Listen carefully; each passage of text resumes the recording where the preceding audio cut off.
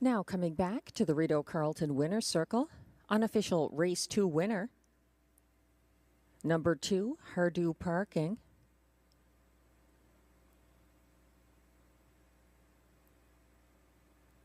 He may not want to go into the winner's circle.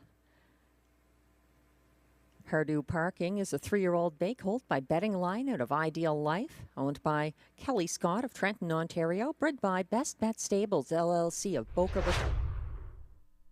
2, DA Temptation has made front, still challenging on her outside now. That's Day Delight between horses. Stonebridge Hermes isn't done yet. They're 4 wide for the stretch drive, and they're battling with the mare in charge right now. DA Temptation trying to hold off and advancing Day Delight on the outside, and a still wider Betnin in a battle to the wire. She gets there. It's DA Temptation over Betnin and Day Delight, 155 flat. Back, bred by Dean and Ashley Wilson of Kerwood, Ontario. Trained and driven by Guy Gagnon.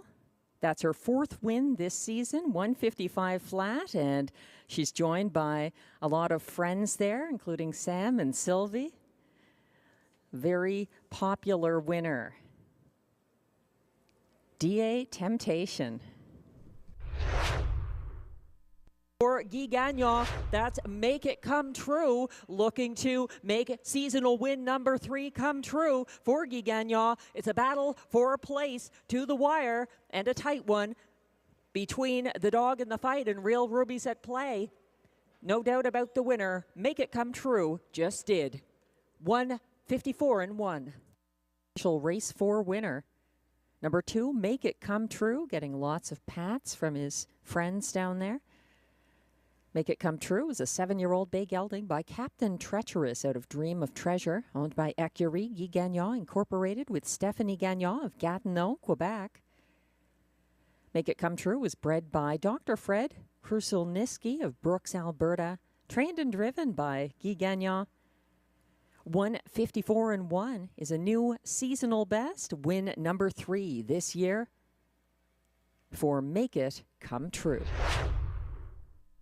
His next closest rival is Napoleon Hill, a first over move now, pulling out from 3rd. Salzbrook Cami closing down the stretch for Robert Shepard in a replay of the battle to the wire. Last Sunday, it looks like Salzbrook Cami may have done it, and she does. She collars Dominion, pulling ahead at the wire for the 159 victory. 2nd, Dominion. 3rd, Napoleon Hill, 159 flat.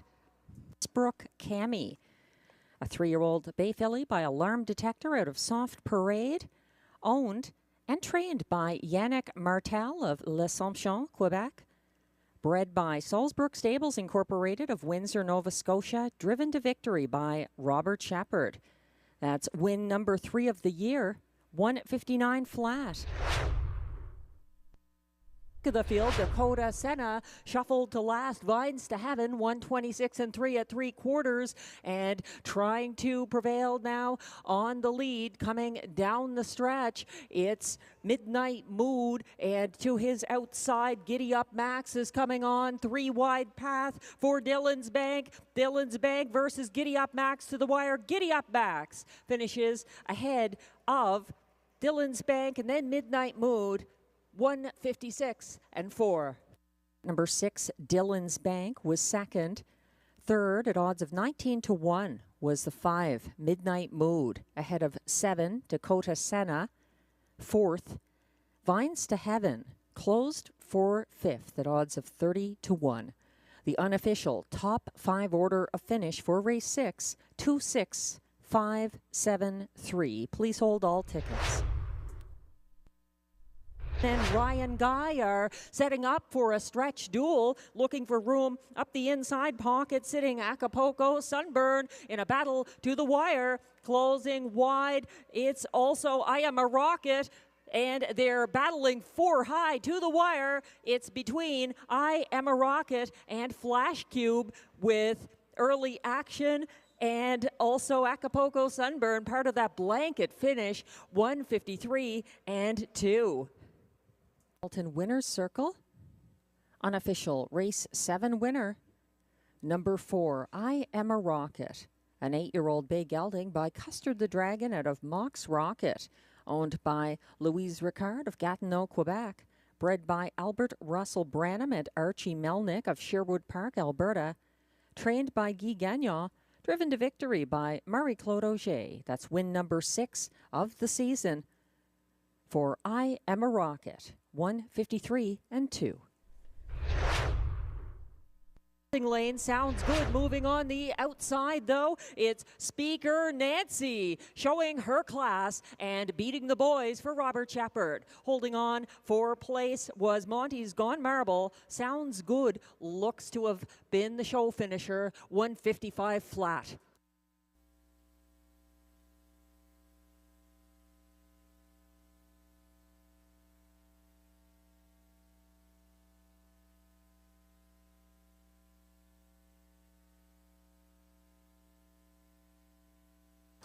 Now coming back to the Rideau Ulster, the pocket sitter, No Fool McKinley within range for Robert Shepard. He steps out to take his shot, and moving up the inside late, Beach Roller and Auger moving on late, clearing to the front and pulling away for the win. No Fool McKinley wins by about 3 open lengths over Conquest Sealster with Beach Roller third, 155 and 1.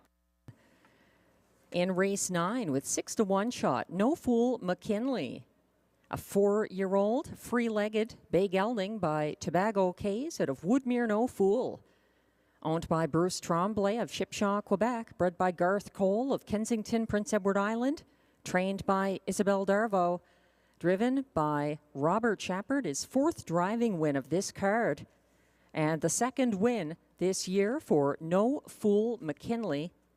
155 and 1 is room there. It looks like he's got a vendetta. 3/4 was reached in 125 and 2. And leading the way down the stretch, Pascal Berube with Flying Art coming late. That is Get Your License Liam, but it's not enough to catch that long shot. Coming at him late, though. Up the inside, He's Got a Vendetta is second. Springbridge Jim was coming on late and may have got the show money in 155 and 2.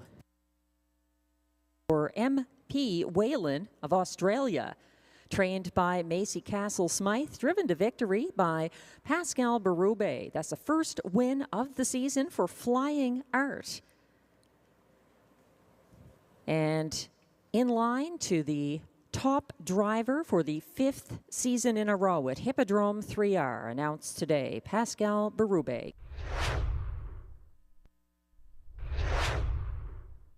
Sunday night at Rideau Carleton in race 8, Speaker Nancy took on the boys and delivered a victory for Robert Shepard. It was his 3rd of 4 driving wins on the night, which ended with a pick 5 carryover that will be offered on the Thursday, November 7th card with a 4 p.m. post time. Also a carryover in Tammy Forgey's On Track free-to-play Saturday night handicapping contest, which now is a jackpot of $1,600. Join us again at Rideau Carleton this Thursday, November 7th.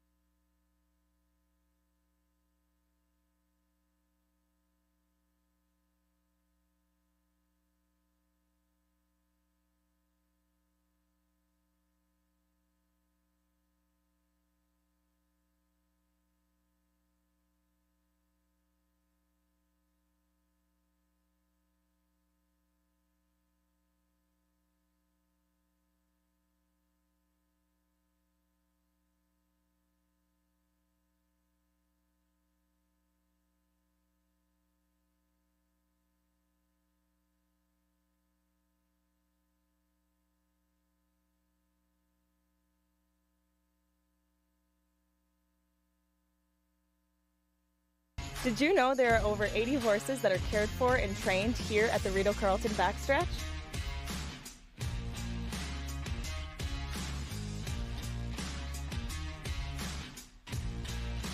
No live races? We still got you covered. Watch and wager on races all across North America 7 days a week. How much does it cost to play? It's free. Why would you pay to play?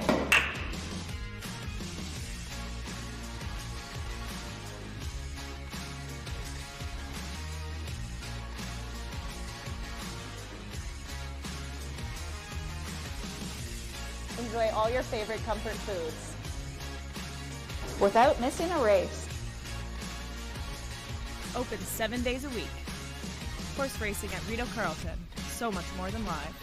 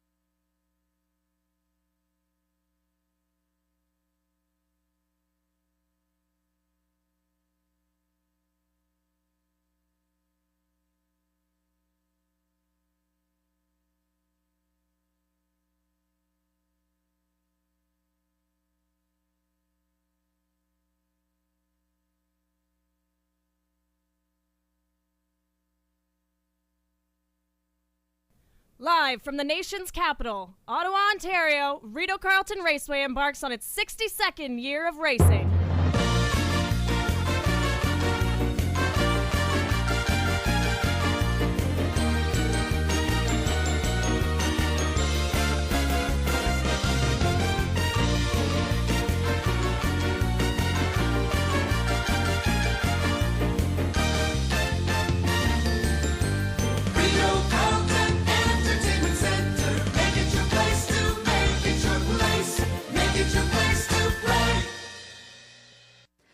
Hello, ladies and gentlemen. Welcome to Rideau Carleton Raceway on this Thursday, November 7th. It's our 62nd race date of the 2024 meet. Post time for race 1 coming up in about 18 minutes at 4 o'clock. Thanks to all joining us online at the OTB or at the track. The track is fast and weather conditions clear. A temperature of 10 degrees Celsius, 50 Fahrenheit. Winds are out of the northeast, 18 kilometers an hour, 11 miles per hour. Humidity is at 46%.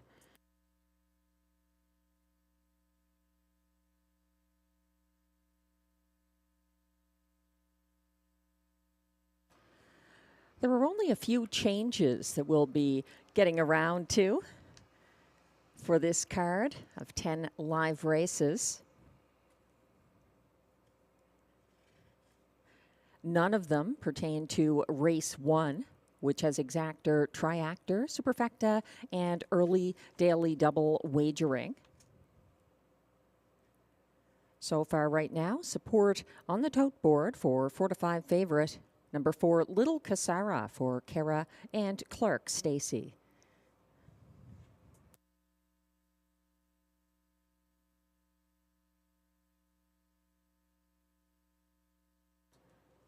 And we'll look at those changes now. There are no changes in races 1 through 3.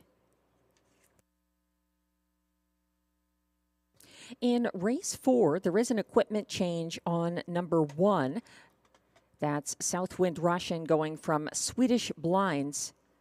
Oh, actually, my bad. That's race 3. It's DA Cinnamon Crunch from the rail in race 4. DA Cinnamon Crunch, the one in race 4, going Swedish Blind to Blinkers.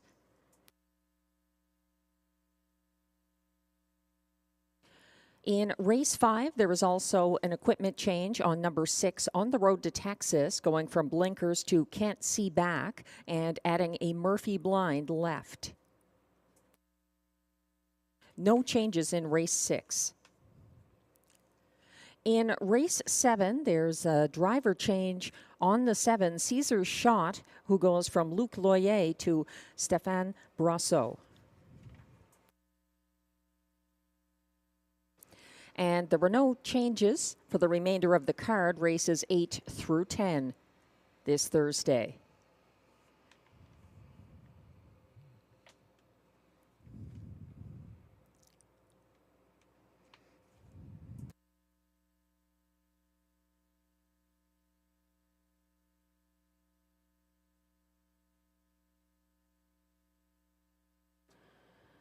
A major event in the world of harness racing took place this afternoon at the Meadows in Pennsylvania. Dave Pallone had his 21,000th driving win. It took place in race 5 at the Meadows this afternoon with 9-2 shot Green Magic. No other driver has ever reached this mark. 21,000 career driving wins. Congratulations to Dave Pallone.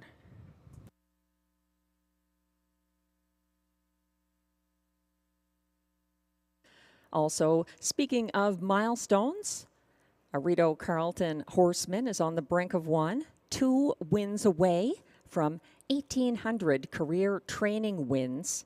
John McMillan, it's Johnny Mac watch time, as Peter Andrusek says.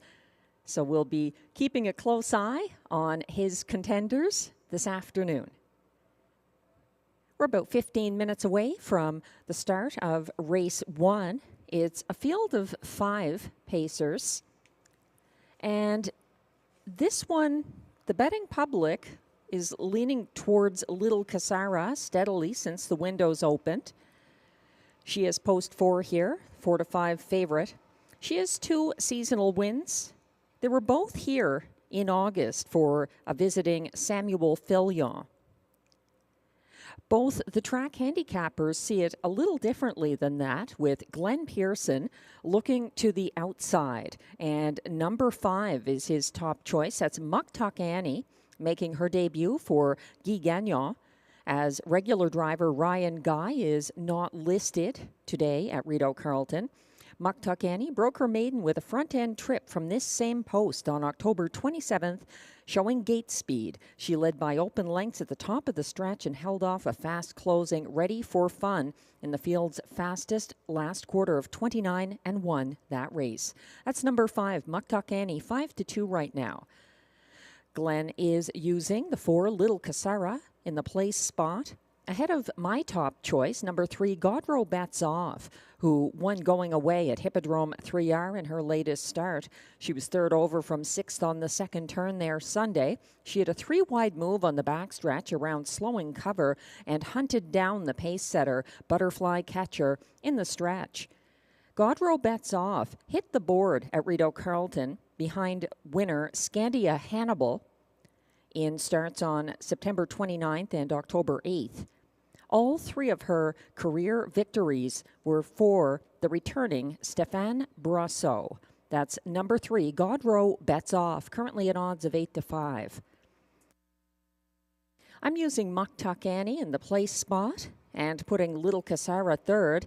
Glenn and I both concluding our Superfecta tickets with the 2, and that's Cornflakes. He took back from post 7 to gradually settle 6th on the first turn here, September 22nd. He was gapping by the half and jumped it off shortly after, but he qualified well on October 20th. He closed in the field's fastest last quarter, 29 seconds flat, advancing from 4th to 2nd behind a long-gone winner of that qualifier, Sonny Bow. That was Cornflake's fastest mile since his May 20th qualifier at Pocono when he was 4th in a 1:57 individual mile. And it's yearling sale time at Harrisburg. Actually, they're moving on to the mixed part of the sale today, but Cornflakes, for the record, in 2022 was a $150,000 yearling. And he is 99-1 from post 2 in race 1 at the moment. There's Exactor, Triactor, Superfecta, and early daily double wagering available on race 1.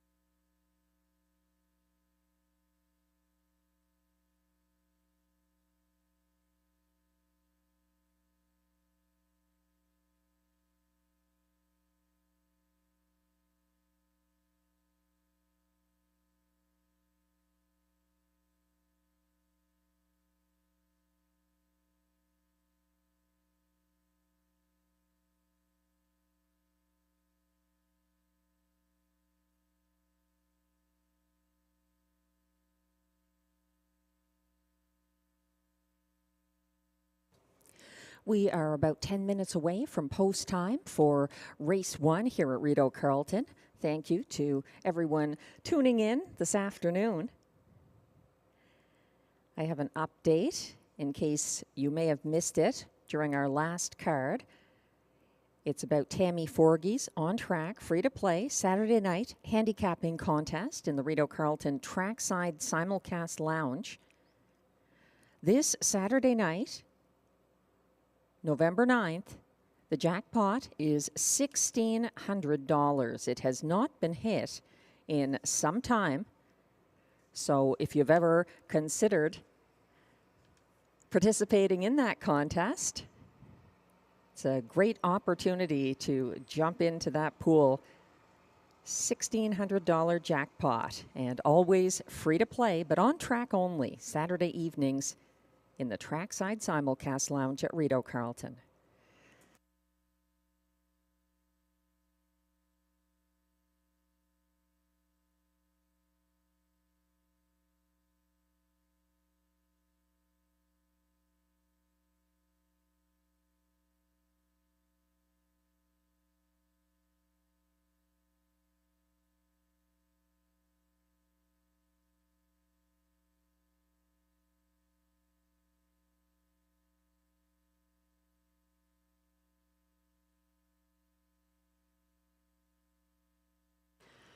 Taking a look back in the U.S. Trotting Association's 2014 Trotting and Pacing Guide. So this is 10 years old now.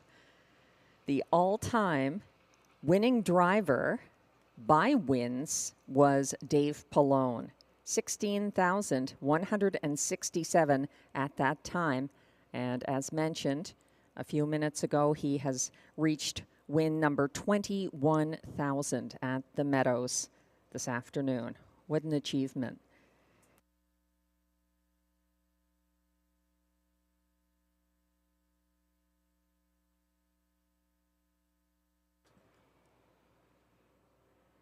We're about 7 minutes away from post time for race 1. Little Casara getting continued support, 4-5 right now, on that 3-year-old Dally filly. And Glenn Pearson's top choice, the 5 Mucktuck Annie, also getting bet down. She's 2-1 right now. She's a 2-year-old by Art Speak with 1 win at this track for Ryan Guy, who is not driving on this card. So Guy Gagnon, a strong choice as catch driver, and this filly did break her maiden from the same post position. She does have gate speed. Mucktuck Annie, 2-1 right now. My top choice is the 5-2, number 3, Gaudreau Bets Off. She's the only participant in race 1 who is older than age 3, so a bit of a maturity advantage, you could say, a 4-year-old mare by all bets off. She also has 3 wins this season, so I think that is to her advantage. They were all for the same driver who's driving her today, Stéphane Brosseau, back in the bike on number 3, Gaudreau Bets Off. She had to take on Jamie Copley's very nice colt in her tries here back September 29th and October 8th. So she did hit the board, but she was not able to catch Scandia Hannibal, who is not part of this field. So I think that improves the chances of number 3, Gaudreau Bets Off.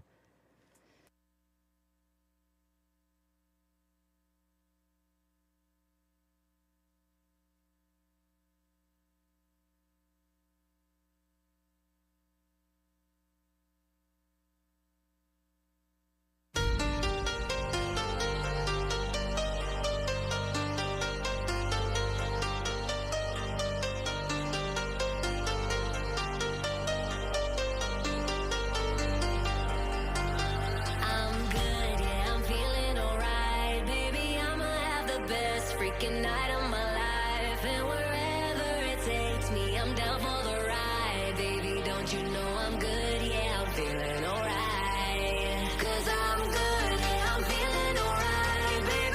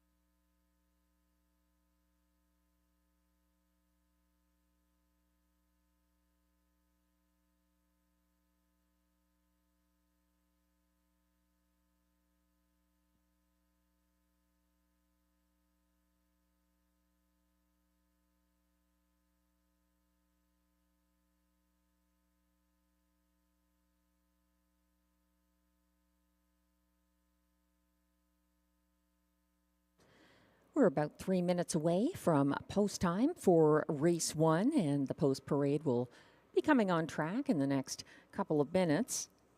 For those just tuning in to Rideau Carleton, thanks for joining us. There are no changes in the first 3 races, so that's both legs of the early daily double and also race 2 kicking off the first of 3 pick 4s on this card. Importantly, looking ahead further on, we have a pick 5 carryover coming up. It was not hit on Sunday, so that means in race 6, a pick 5 carryover of $1,621. We just offer the 1 pick 5 per card at Rideau Carleton. So that money moved on Sunday and it's available now. So start your handicapping early for race 6 if you're just getting this news.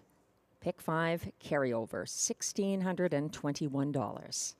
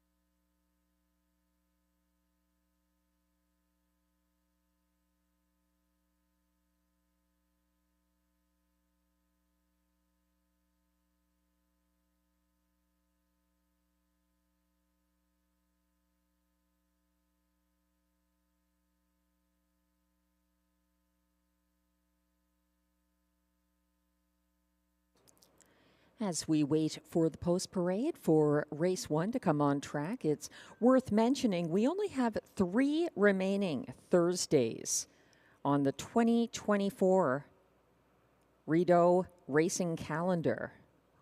So after today, we are racing Thursdays, 4 p.m. post time on the 14th, 21st, and 28th of November, and then that's it for Thursdays this season. Racing will continue into December on Sundays. So we have upcoming Sunday, 6:30 post times at Rideau Carleton on November 10th, 17th, 24th, and then in December we are racing Sundays, again 6:30 post time on the 1st, 8th, and 15th of December.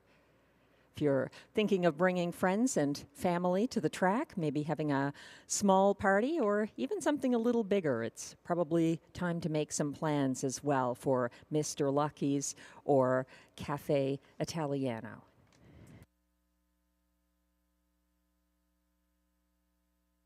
And the Pacers are now coming from the paddock to the track for the Race 1 post parade.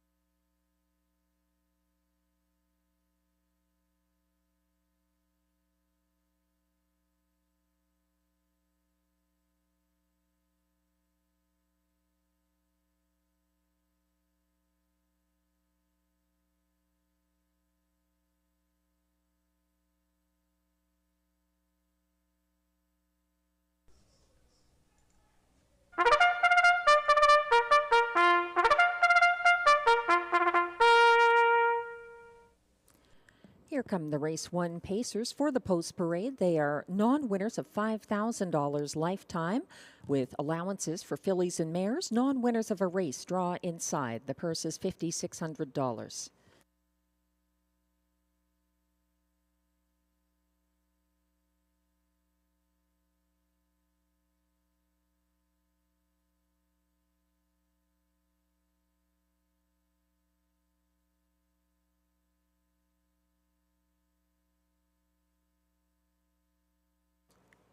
Leading the post parade, number 1 is Tia, owned by Alexis Zielke, trained by Sebastian Turan, catch driven by Stefan Pouliot. 2 is Cornflakes, owned, trained, and driven by Robbie Robinson. 3 is current even money favorite Godreau Bets Off, owned and trained by Michel Ouimet, driven by Stéphane Brosseau.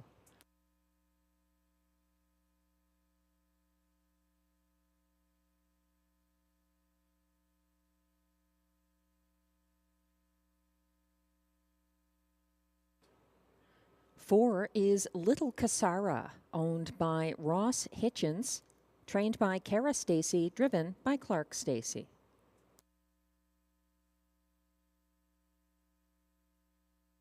And completing the field from post 5, Muktuk Annie, owned by Dean Larkin, trained by Emily Vino, and catch driven by Guy Gagnon. That's the field for race 1. No changes. Exactor, Triactor, Superfecta, and early daily double wagering. Once again, there were no changes in race 2 or 3 either. For those thinking about the early double that begins in race 1 or looking ahead to the early pick 4, which kicks off next race.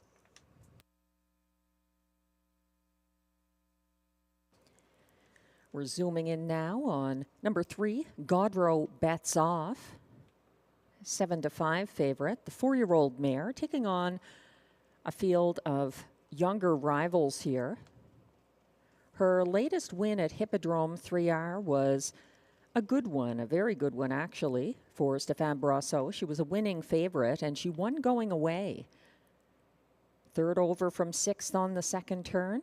On Sunday, she had a 3-wide move on the backstretch around slowing cover and hunted down the pace setter Butterfly Catcher late.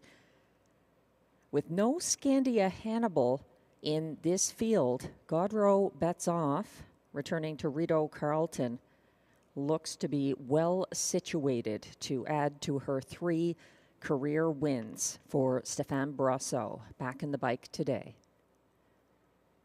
8-5 right now on the 3. Godreau Bets Off, as popularity has drifted back to even money favorite number 4, Little Cassara. And now on screen, the 5, Muktuk Annie, looks sharp for driver Guy Gagnon. Her regular driver, Ryan Guy, not driving this afternoon at Rideau Carleton, but certainly an excellent alternate driver here, Guy Gagnon. This filly has 1 win, and it was from the same post position in her most recent start, October 27th. She showed gate speed from the same post, crossing over and maintaining a 2-length advantage at the wire over the 3-year-old filly, Ready for Fun.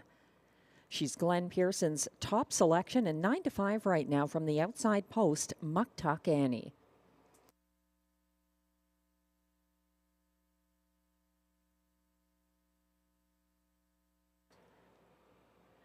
Little Cassara is the 7-5 favorite. She features in the Triactor tickets of both myself and Glenn Pearson. He's using her second. I have her for show. I'm sure many handicappers have taken a glance at her individual mile, a 1:56 mile, paced on October 17th at Rideau Carleton. That was her most recent start, and she was in seriously deep company there with Red Carpet Ready, GA Speed Matrix, and Best Girl in Town, finishing in top 3 order that race. So this is a bit of a class drop for Little Casara, in line to Clark Stacy, her regular driver.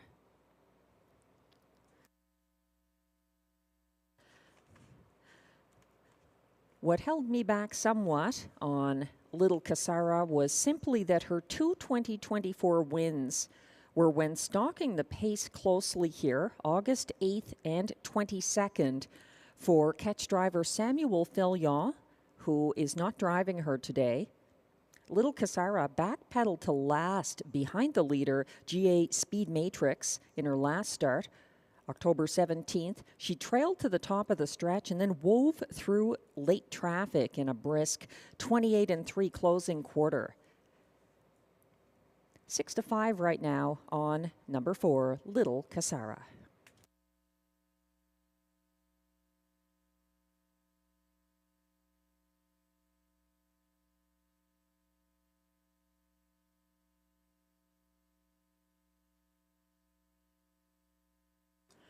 These pacers will be going behind the gate very shortly to kick off our 10-race card here at Rideau Carleton and the early daily double, which begins here alongside exactor, triactor, and superfacto wagering.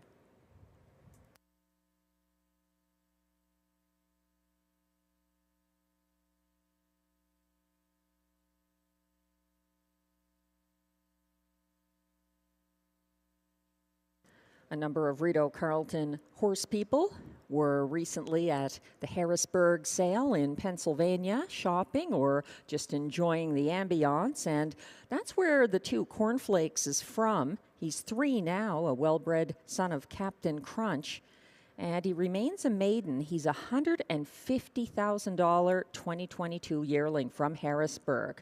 That's the two Cornflakes. 8-1 right now for Robbie Robinson, known for developing young horses.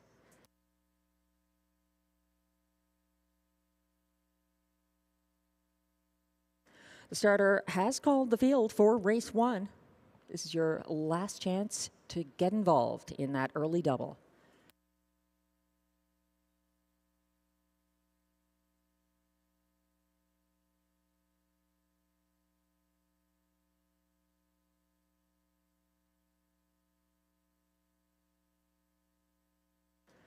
The pacers are now lining up behind the gate. 1 is Tia for Stefan Pouliot. 2, Cornflakes, Robbie Robinson. 3, Godreau Batsov, Stefan Brasseau. 4, Little Casara, Clark Stacy. And on the outside, 5, Muktuk Annie for Guy Gagnon. They're on the turn, lagging behind by about 4 lengths, Tia. The rest are on the gate as it turns onto the Rideau Carleton backstretch.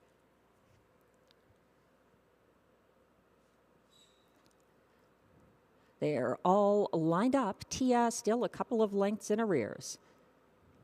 They're off and pacing. Gate speed again from Muktuk Annie, crossing over on the outside with Little Casara trying to extend her work, making front, but Muktuk Annie and Guy Gagnon have cleared to the lead. Sitting second now, Little Casara moving up into single file third. That's Godreau Batsov, who is followed in fourth by Cornflakes. And at the back of the field right now, Tia, their single file to the opening quarter and getting there first. That's Guy Gagnon and Muktuk Annie moving on past the 28-1 opening panel, shadowed closely by pocket sitting Little Casara.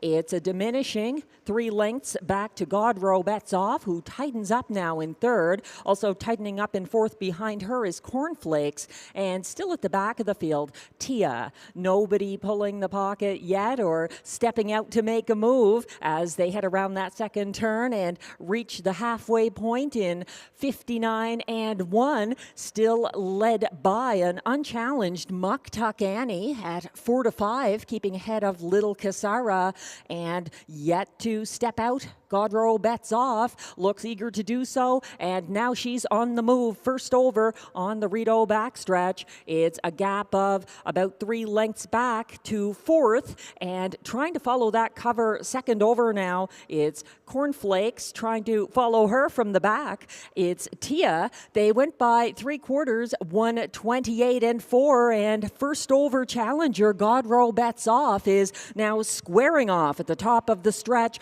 taking on leader Muck Tuck Annie, and seeking the passing lane. Little Casara is still in range. They're actually going to face Cornflakes flying late as well.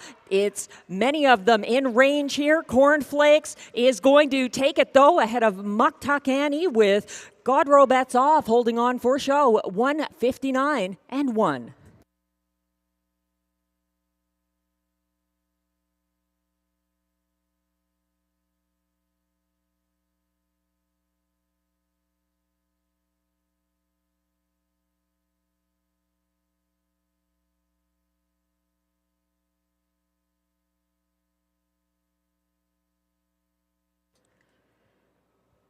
Some late speed from Cornflakes gets the win in race 1 for Robbie Robinson, closing widest of all and striding past pace-setting Muck Tuck Annie in the shadow of the wire in 1:59.1.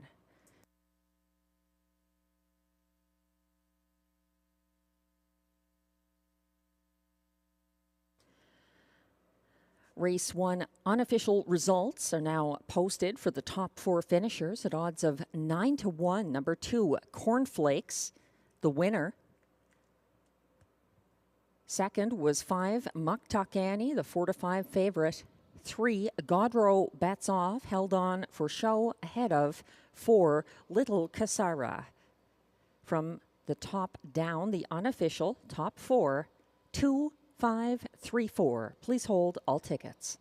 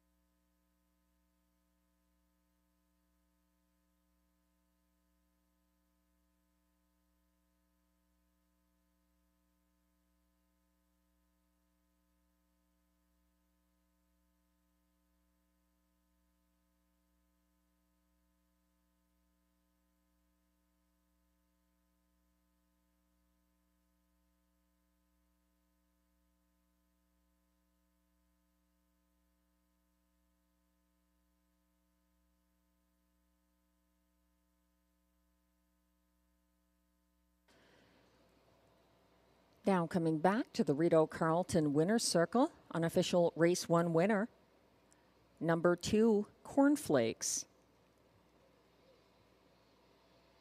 It's a maiden parimutuel win, and it's now official. Cornflakes is a 3-year-old bay gelding by Captain Crunchit of J.K. Molly, owned by Robbie Robinson, his trainer driver from Metcalfe, Ontario.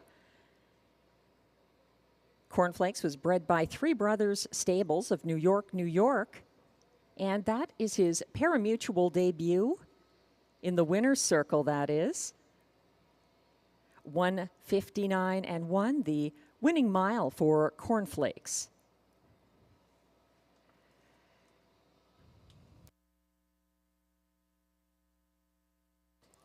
Congratulations on the win and believing in Cornflakes, a 2022 purchase at the Harrisburg yearling sale, $150,000, and making it to the winner's circle today. Prices are now posted for race 1. Number 2, Cornflakes, pays $20.90 to win. The $2 exactor, 2.5, pays $46.60. The $1 try, 2.53, returns $58.70. And the $1 superfecta, 2.534 combination, pays $54.95.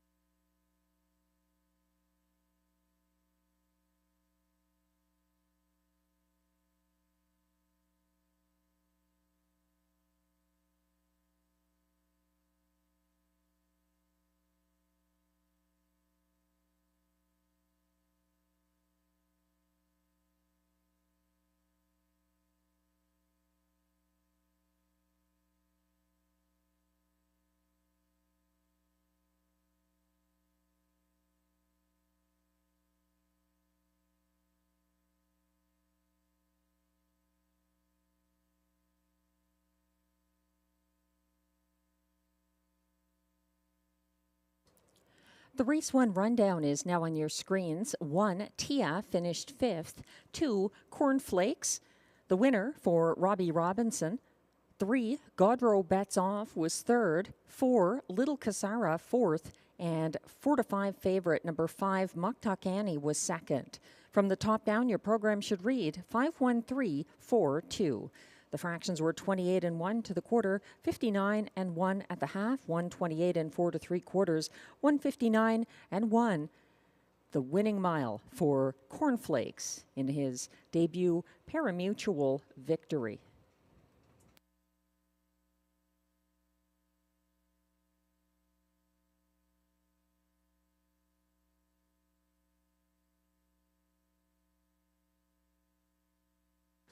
We're moving on to race 2 now with Exactor, Triactor, Superfecta, and early pick 4 wagering. There were no changes in races 2 or 3, but looking ahead to race 4, there is an equipment change in race 4. Number 1, DA Cinnamon Crunch going Swedish blind to blinkers. That's the only change in that sequence for the pick 4 that begins here in race 2. So we had an upset winner in race 1 from off the pace. I'm not sure if that sets a trend or not, but we'll find out more here in race 2. I've got the 3 inside horses as my top choices. It was tough to decide among them.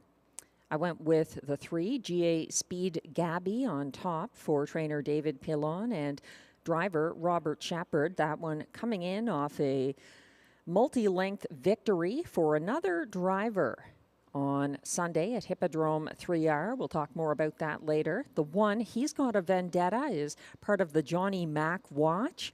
2 training wins away from the 1,800 win milestone. Marie-Claude Auger staying loyal to the Sunday Rideau starter. And then the 2, Moonlight Boy, has some class relief coming in here for Stéphane Gagnon and driver Jimmy Gagnon. So those 3, I think, are likely to be disputing the win here, sorting it out. In race 3, I think that is more of a race between 2 top contenders. The 3, Meadow Branch Noble for Mandy Archer and Guy Gagnon, almost certainly the favorite here, but I've been watching the 2 Only for Justice for trainer Jessica Turenne and Stéphane Brasseau, and stepping down from the preferred handicap level where he was racing here in October helps his chances, as does Brasseau driving at Rideau this afternoon. In race 4, I think the 2 Century Jazz for trainer driver Stéphane Brasseau has upset potential written all over him. The favorite almost certainly going to be the 5 D8 Magic Mike for Mandy Archer and Guy Gagnon.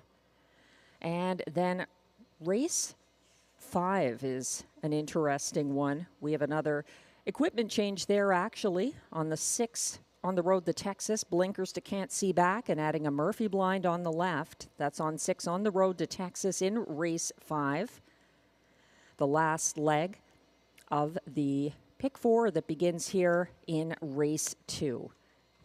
In that final leg of the early pick 4, I'm going with the 1 and 5 in race 5. Ronda du Lac from the rail for Michel Legasse, who has listed catch driver Pascal Berube, the 3-year-old filly, taking on Elders, but with a strong 5-win resume this season and a lifetime mark of 155 and 1 taken here at Rideau Carleton. I think her top rival is 5 Beach Journey for trainer driver Guy Gagnon, an 8-time winner this season. The post parade is coming on track for race 2.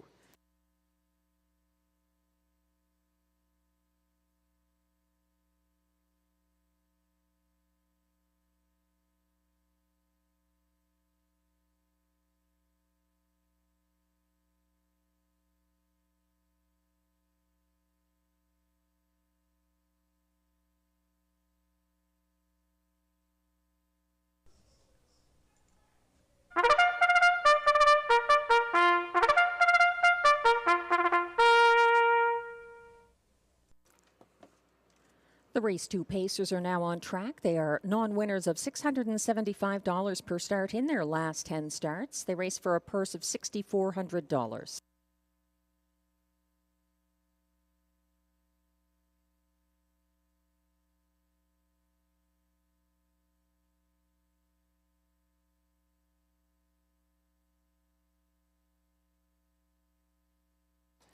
One is He's Got a Vendetta, the current even money favorite, owned by Elizabeth Adam and Aidan Keeley Griffiths, trained by John McMillan, driven by Marie-Claude Auger.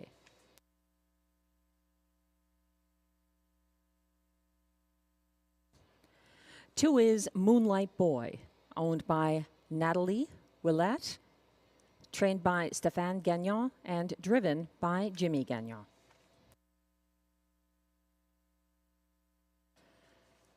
Three is GA Speed Gabby, owned by Alain Carrier, trained by David Pilon, driven by Robert Shepard.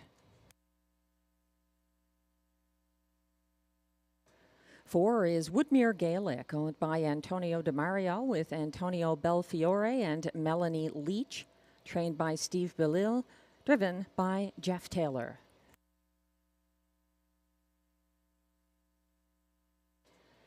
5 is Keystone Prestige, owned by Limco Incorporated, trained by Patrice Dumas and driven by Mike Healy.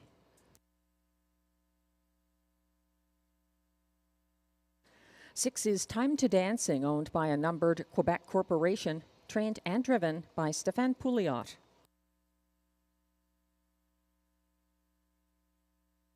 7 is Edam's Sports Baby, the free-legged pacer, owned, trained, and driven by Denis Odette.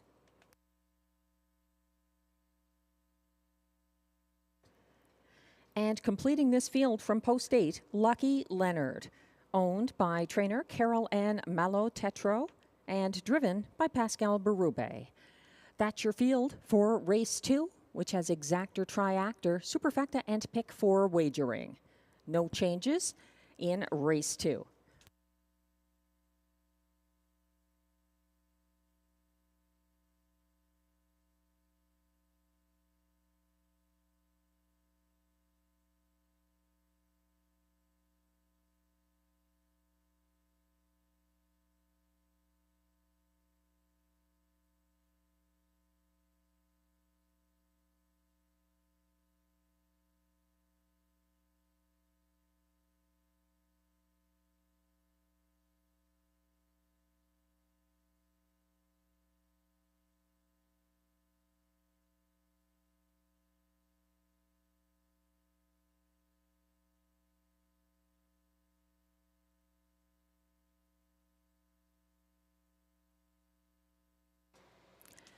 We're taking a closer look at the 4 to 5 current favorite right now. That is number 1. He's Got a Vendetta. He was a beaten 1 to 5 favorite who followed front-end winner Flying Art from single file 4th early on Sunday at Rideau Carleton. He's Got a Vendetta got caught inside of a parked out Mock Art in Motion along the backstretch. He was shuffled to near last on the final turn, but rapidly gained ground up the passing lane, running out of racetrack. It's a quick turnaround for 4 to 5 current favorite, number 1, He's Got a Vendetta.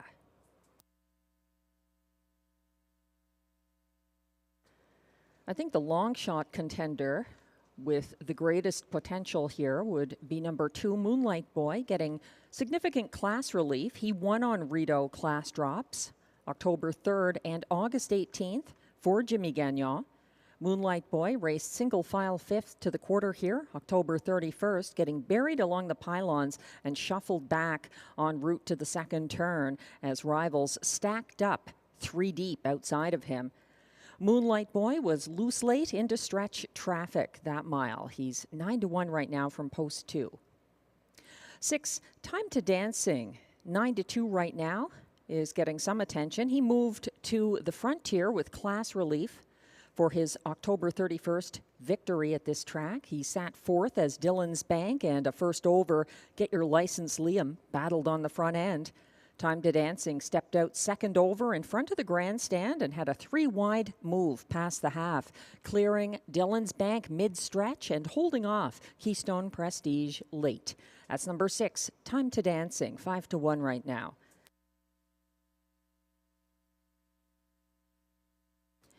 My top choice here is the 2-1, number 3, GA Speed Gabby, who has made only 3 previous starts at Rideau Carleton. The latest was November 23rd, 2023.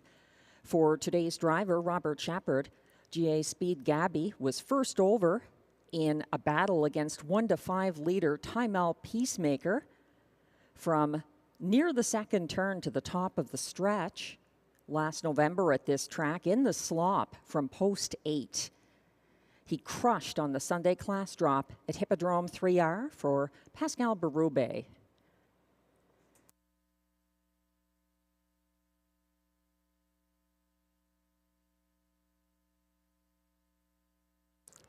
The starter has called the race 2 field. This is your last chance to get involved in the early pick 4 at Rideau Carleton.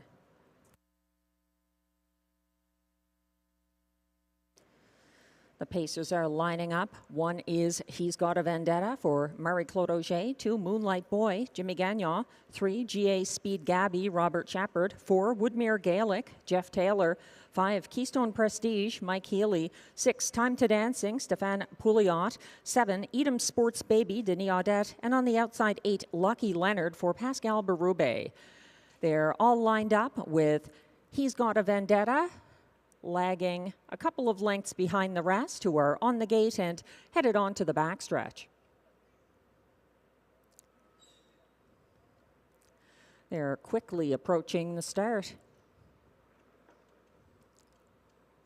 And they're off and pacing, timing the gate perfectly. Marie-Claude Auger with He's Got a Vendetta sticks a neck in front of an advancing Moonlight Boy, who is first over and now matching strides with He's Got a Vendetta as they battle for early command. Moving up the pylons into third, that's GA Speed Gabby, and fourth, despite that tough post, Lucky Leonard in the early going. They are now led to the opening quarter. Moonlight Boy getting there, a brisk 27-3. Moonlight Boy is keeping a length ahead of next closest He's Got a Vendetta. From third, it's GA Speed Gabby. Fourth on the cones, Lucky Leonard. And to his outside now, Time to Dancing is underway. Second over, following the first over, GA Speed Gabby, who has left the safety of the pylons to come first over now from third on the second turn. So he is chasing Moonlight Boy to the half, 57-2. The clocking there, 29-4. Second panel for the leader, Moonlight Boy, and Jimmy Gagnon flat in the bike, encouraging him as the pace picks up along the backstretch. GA Speed Gabby is on the outside, first over in second. Following from third, He's Got a Vendetta, moving up fourth along the inside. That's Lucky Leonard. Fifth and gapping cover, second over, Time to Dancing. Further back along the pylons, that's Keystone Prestige. Third over from the back of the field, Edam Sports Baby, and making a wide bid from the back now, Woodmere Gaelic, 1:25 2 3/4. They're still trying to catch Moonlight Boy, leading the way, looking for a seam up the inside. He's Got a Vendetta, dropping back. GA Speed Gabby, here comes He's Got a Vendetta. He gets the seam, he gets the passing lane, he gets the win for Marie-Claude Auger over Moonlight Boy. It looked like Time to Dancing for show, 1:55 flat.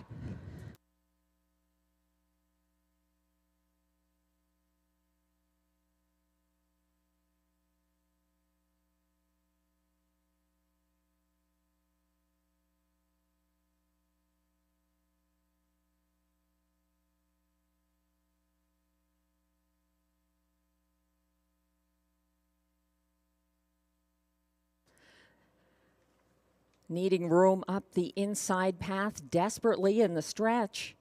He's Got a Vendetta, finds it for Marie-Claude Auger.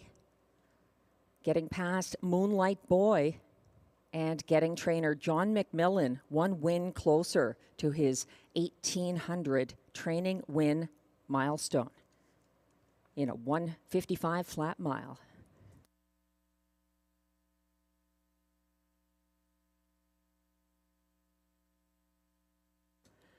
Unofficial race 2 results are now posted.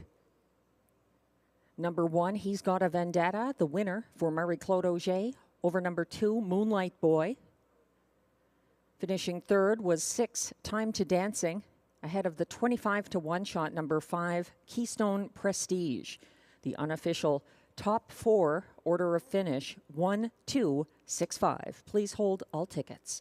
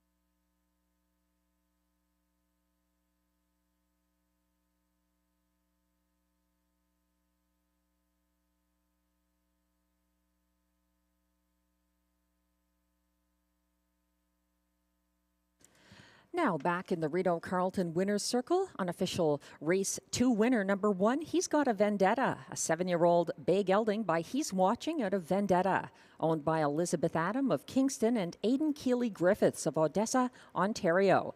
Bred by Mark Nelson of Baltimore, Ontario, trained by John McMillan, driven to victory by Marie-Claude Auger. That's win number 5 this season, and a new seasonal mark of 155 flat. He's Got a Vendetta, now the official race 2 winner.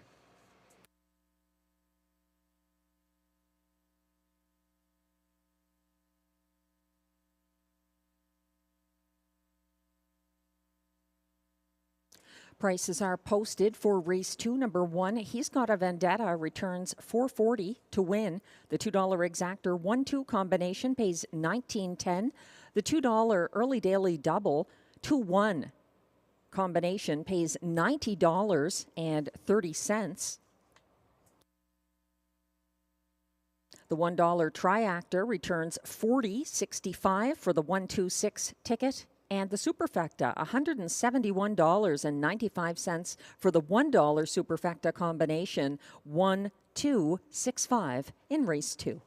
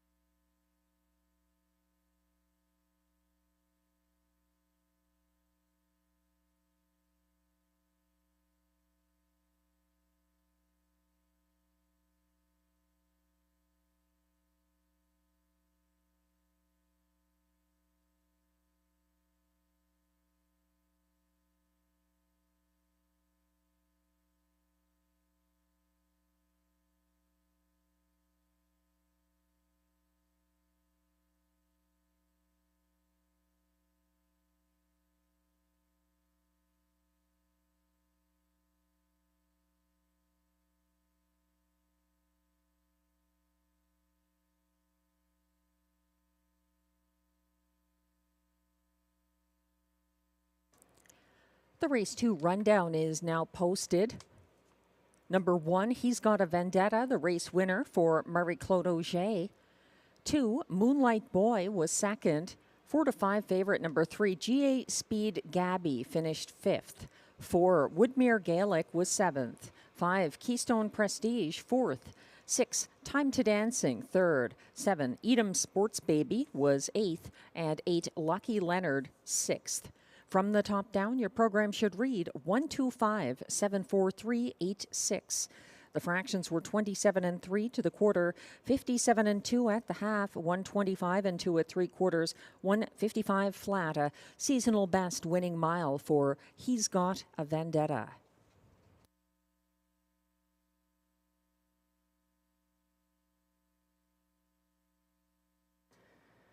Well, in 2 races so far, the front end has not produced a winner. It was Cornflakes flying late for Robbie Robinson in race 1, and then a perfect pocket ride with a passing lane move in race 2 for He's Got a Vendetta. Race 3, we are switching to the trot. There's Exactor, Triactor, Superfecta, and Pick 3 wagering here. No changes. Glenn Pearson and I both agreeing with the public consensus about the favorite. 1 to 5 right now on number 3, Meadow Branch Noble for Mandy Archer and Guy Gagnon, coming in off a win at this classification. It was a front-end victory over Raising Rusty, who has post 4 here for trainer Stéphane Pouliot and driver Melanie Plourde. Just 1 win this season, but he was a place finisher, as mentioned, October 31st. Behind Meadow Branch Noble. Glenn is using the 4, Raising Rusty, 3rd in his ticket. I agree with him about Meadow Branch Noble. 11 wins this season. He's won 1/3 of his 33 seasonal starts, and he loves Rideau Carleton. Glenn is using the 1, Southwind Russian for trainer-driver Stéphane Pouliot in the place spot, while I agree with him that Southwind Russian is a strong contender here. I'm not a fan of the breaks that pepper this horse's past performance lines. He is getting class relief, stepping down from the preferred handicap, but he's in a post position where he's made breaks in the past. So cautious optimism for number 1, Southwind Russian, Glenn's second choice and my third choice horse here. I think the 2, Only for Justice, could upset Meadow Branch Noble, if anyone. He's 3 to 1 right now for Stéphane Brosseau and Jessica Turenne as the field comes towards the track for the race 3 post parade.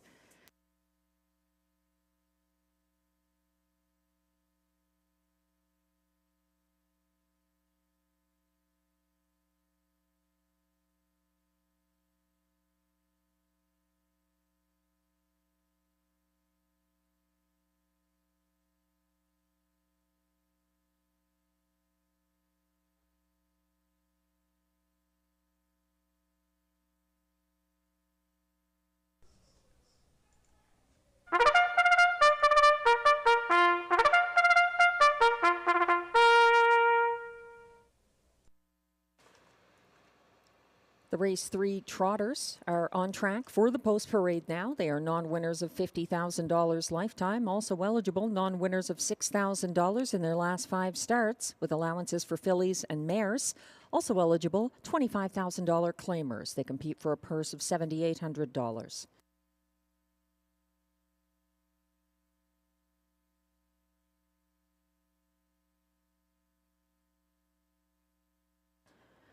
Leading the post parade, number 1 is Southwind Russian, owned by a numbered Quebec corporation, trained and driven by Stéphane Pouliot.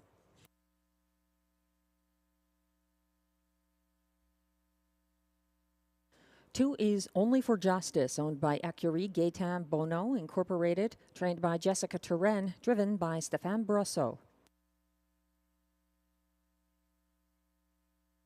3 is the 1-2 current favorite, Meadow Branch Noble, owned by Jamie Copley, trained by Mandy Archer, driven by Guy Gagnon.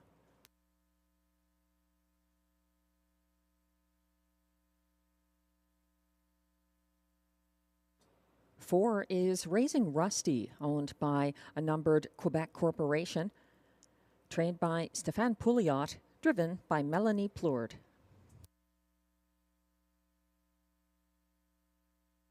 Completing this field, from post 5, Eyes of Justice, owned by Limco Incorporated, trained by Vic Putty, driven by Jimmy Gagnon.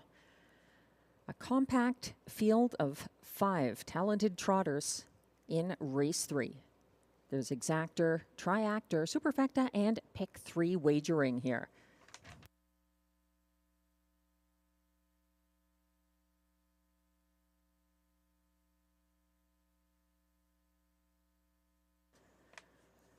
Taking a look now at the 3, Meadow Branch Noble, 2-5 favorite.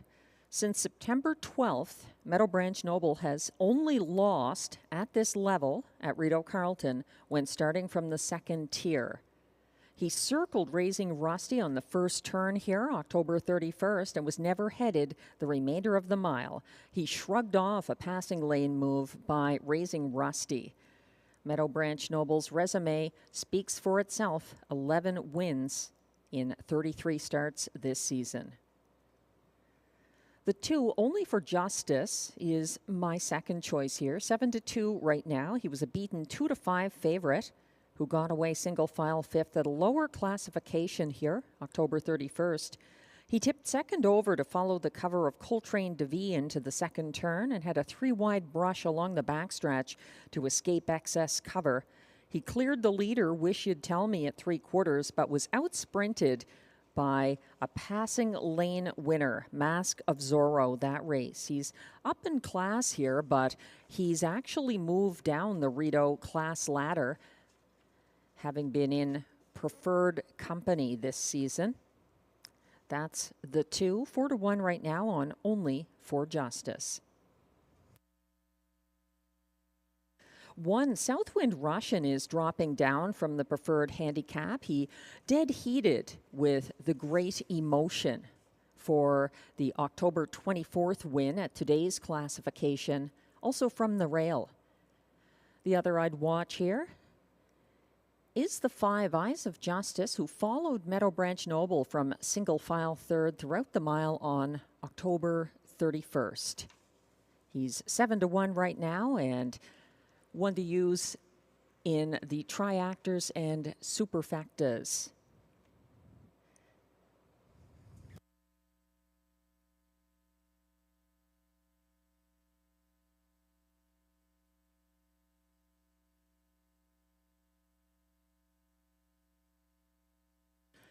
They'll be going behind the gate shortly for race 3. For those getting interested in the pick 3 here, there are no changes in race 3. A bridle change in race 4 on number 1, a DA Cinnamon Crunch, Swedish Blind to Blinkers. And in race 5, the 6 On the Road to Texas, going Blinkers to Can't See Back and adding a Murphy Blind left.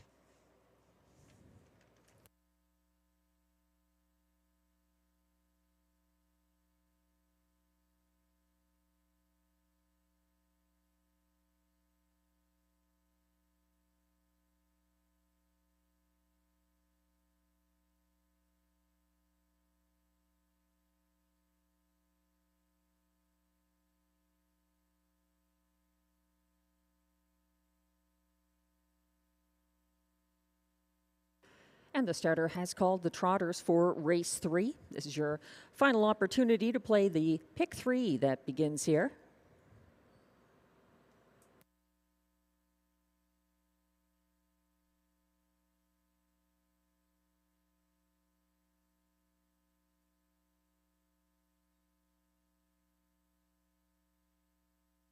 The 3-5 current favorite, number 3, Meadow Branch Noble, trying to turn around the trend of races 1 and 2 with closers getting those victories.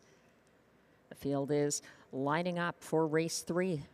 1 is Southwind Russian, Stéphane Pouliot. 2, Only for Justice, Stéphane Brosseau. 3, Meadow Branch Noble, Guy Gagnon. 4, Raising Rusty, Melanie Plourde. And on the outside, 5, Eyes of Justice for Jimmy Gagnon.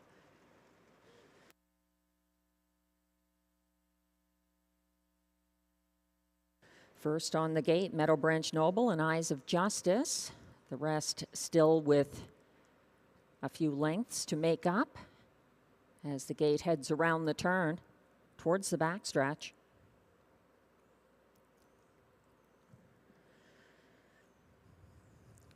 Timing the gate, Southwind Russian and Raising Rusty. They're on the backstretch approaching the start for race 3 and the pick 3. They're off and trotting, leaving from the center of the pack. Meadow Branch Noble for Guy Gagnon, striding out ahead of Southwind Russian, who takes back for Stéphane Pouliot to sit the pocket. It's 3 lengths back to third. That is only for Justice, and a couple of lengths behind him, following in fourth, Raising Rusty. At the back of this field is Eyes of Justice. They're spread out in a couple of different groups here, single file en route to the 28 flat opening quarter with 1-5 favorite. Meadow Branch Noble in control down the stretch the first time for Guy Gagnon, and sitting the pocket about a length and a half behind him, Southwind Russian. From third, it's only for Justice. Catching up in fourth, Raising Rusty, and then Eyes of Justice. The field is much more compact on the second turn as they now head to the half, and making a move out of fourth. Here comes a first over bid from Raising Rusty and Melanie Plourde. They went by the half in 58 and 3, a 30 and 3 breather for leader Meadow Branch Noble, still freewheeling up front and putting a little more distance between himself and next closest Southwind Russian, who sits the pocket second. First over now in third is Raising Rusty, caught fourth along the inside only for Justice, gapping cover, but second over from the back of the field at 3/4, reached in 1:27 and 2 is Eyes of Justice. They're on the final turn now, and the first over bid of Raising Rusty is pitting him against pocket sitting Southwind Russian, but not getting him close enough to leader Meadow Branch Noble, still ahead by a good 3 lengths down the lane for Guy Gagnon. It's Meadow Branch Noble once again finishing ahead of Southwind Russian and Raising Rusty in 1:55 and 4.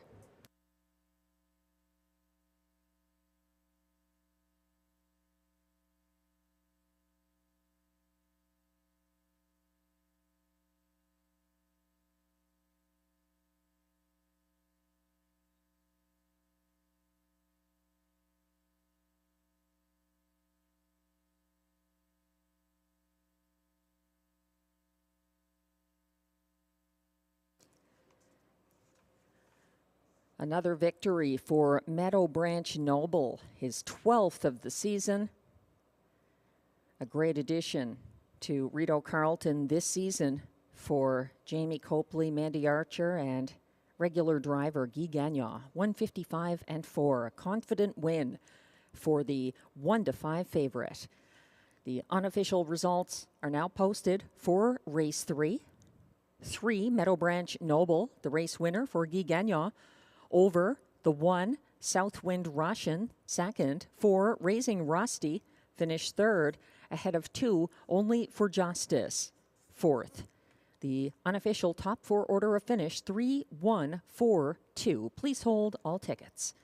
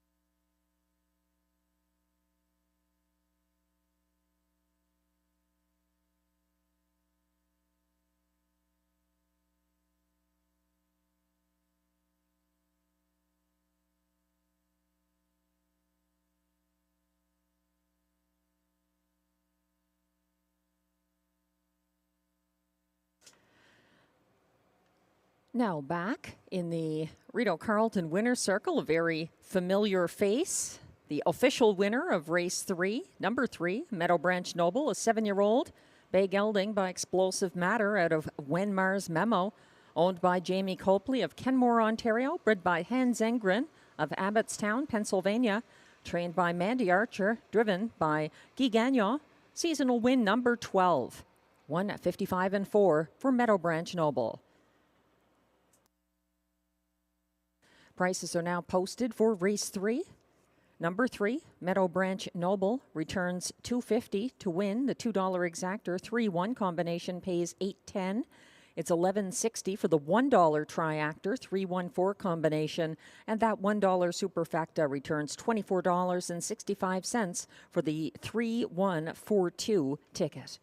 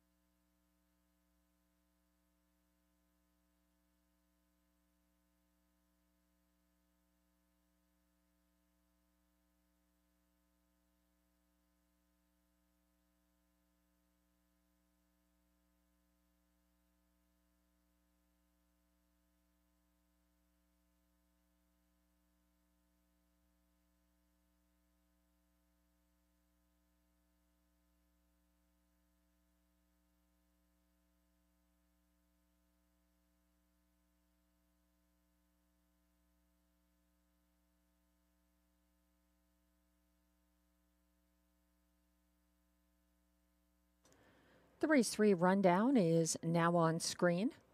1, Southwind Russian was second. 2, Only for Justice, fourth. 1-5 favorite number 3, Meadow Branch Noble, the race winner for Guy Gagnon. 4, Raising Rusty was third, and 5, Eyes of Justice, fifth. From the top down, your program should read 2, 4, 1, 3, 5. The fractions were 28 seconds to the quarter, 58 and 3 at the half, 127 and 2 at 3/4, 155 and 4 the winning mile for Meadow Branch Noble.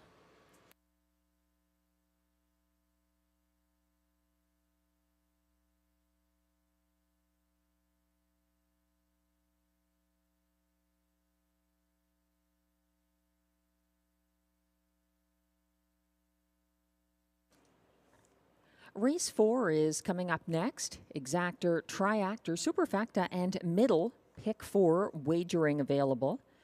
The only change is an equipment change on number 1, DA Cinnamon Crunch. She's got a bridle change going Swedish blind to blinkers, and also note this is her first ever start with Lasix. That's the 1, DA Cinnamon Crunch. Taking a look at track handicapper selections here. Glenn is going with the current 1-9 shot, number 5, DA Magic Mike from Mandy Archer, and Guy Gagnon looking to go back-to-back after the victory with Meadow Branch Noble in race 3. For second, he likes the 3, DA Captain Obvious for Steve Germain and Robert Shepard. The 4, Shadow Dave, the strong closer for trainer-driver Mike Healy, is Glenn's third choice horse in race 4. And then he likes the 2, Century Jazz, for trainer-driver Stefan Pouliot to complete the superfecta. I'm trying the 2, Century Jazz, on top of my ticket. He has 3 wins already this season, and his last start was better than his 28-1 odds would suggest. I am using the 5, DA Magic Mike here. I have him for second. And then the 3, DA Captain Obvious. And I'm completing my ticket with the beaten favorite making a quick turnaround after his Sunday return to Rideau Carleton from Woodbine Mohawk Park. Number 7, Friar Voltaire. 21-1 right now for Vic Putty and Jimmy Gagnon.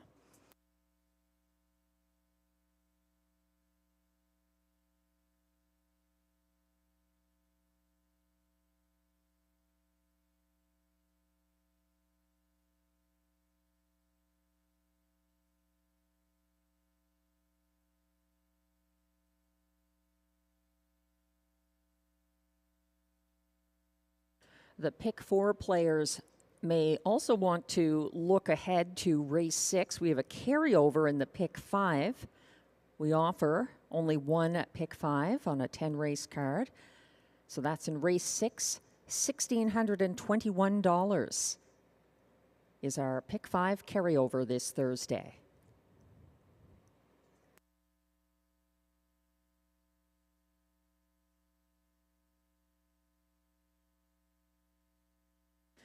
Putting the focus back on the pick 4 that begins here in race 4. I think this is between the 2, Century Jazz, and the 5, DA Magic Mike. And in race 5, I'm just going with a couple as well from the rail, Ronde du Lac, and then number 5, Beach Journey for Guy Gagnon. Race 6, going 4 deep because it's a much bigger field with numerous contenders. And I think the strongest contender is from a tough trailing post position. That's the 9, Dillon's Bank. Johnny Mack, 1 training win away from his 1,800 training wins milestone. He is the trainer of Dillon's Bank in race 6. I'm also using the 3, Indigo Sealster there after a very good performance. The 6, Lancaster Bomber coming in from Vernon Downs. And the 1, Souffle de Vie, who was very good Sunday at Hippodrome 3R. And then in race 7, 3 deep in this tough field of mares with number 1, Goldie's Rockin', also the 2, Beauty is Blind. And I was using the 6, Lion Shining, but take note, there's an important driver change in race 7, the concluding leg of this middle pick 4. So in race 7, the 7, Caesar's Shot, going from Luc Loyer as the driver to Stéphane Brosseau. That's in race 7, Caesar's Shot, the 7. Brosseau now drives. The Pacers are approaching the track for the race 4 post parade.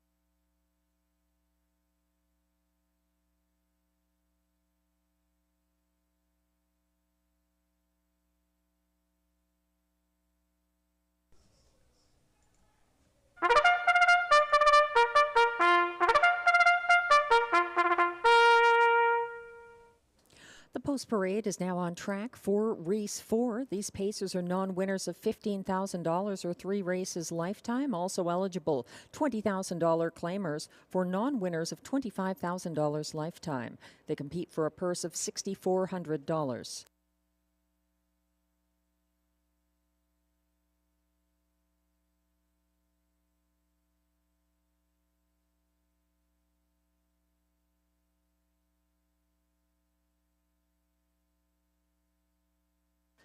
Leading the Post Parade, number 1, DA Cinnamon Crunch, owned by Keith Castle, trained by Macy Castle Smythe, driven by William Waugh, adding Lasix for the first time, and with an equipment change here from Swedish blind to blinkers.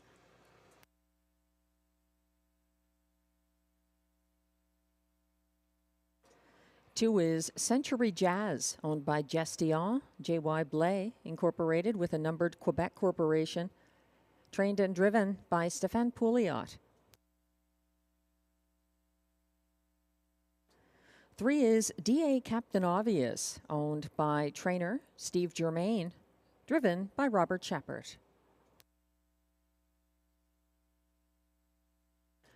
4 is Shadow Dave, owned by Anne Lemarand, trained and driven by Mike Healy.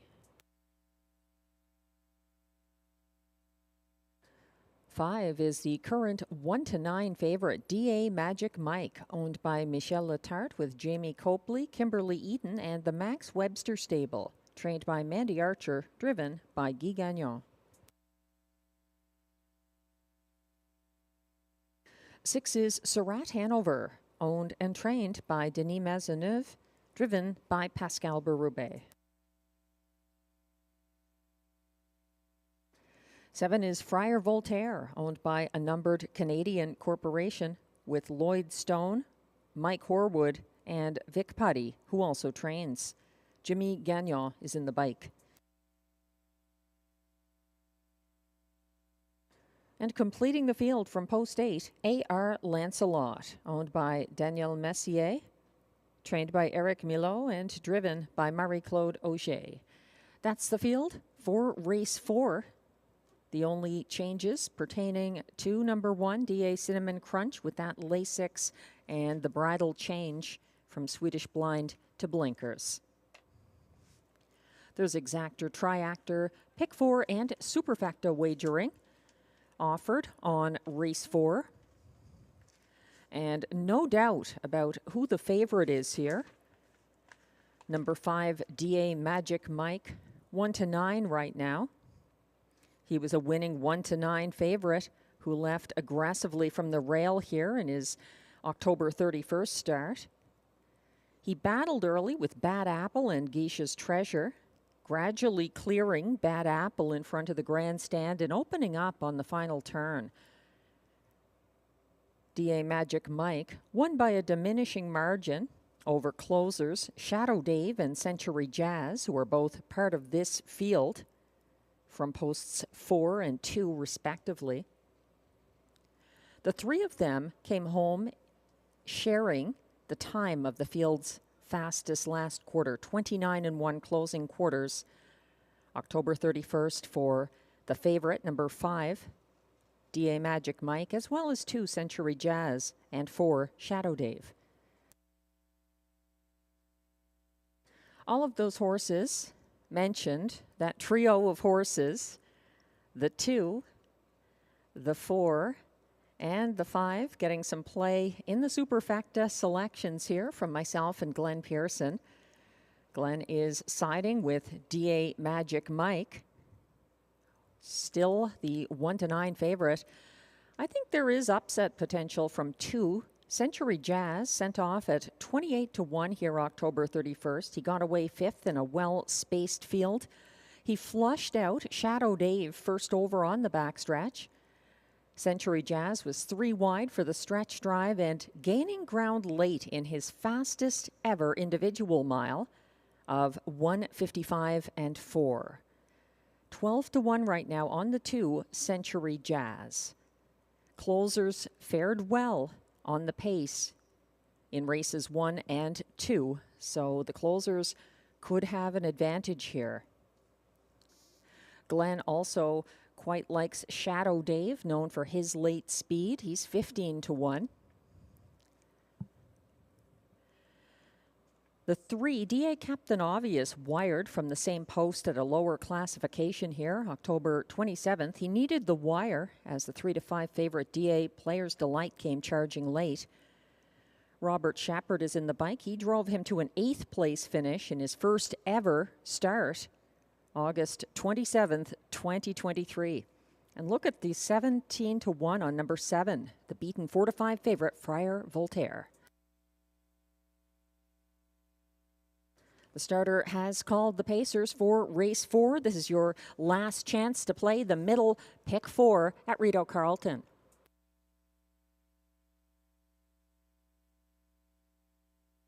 Lining up behind the gate, this field consists of number 1, DA Cinnamon Crunch for William Waugh, who is gapping at the moment, but trying to catch rivals on the turn. 2 is Century Jazz, Stefan Pouliot. 3, DA Captain Obvious, Robert Shepard. 4, Shadow Dave, Mike Healy. 5, DA Magic, Mike Guy Gagnon.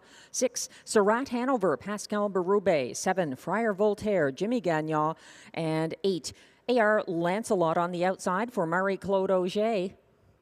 Now gapping at the back is Century Jazz, something amiss there as the rest continue onto the backstretch and head to the start for race 4.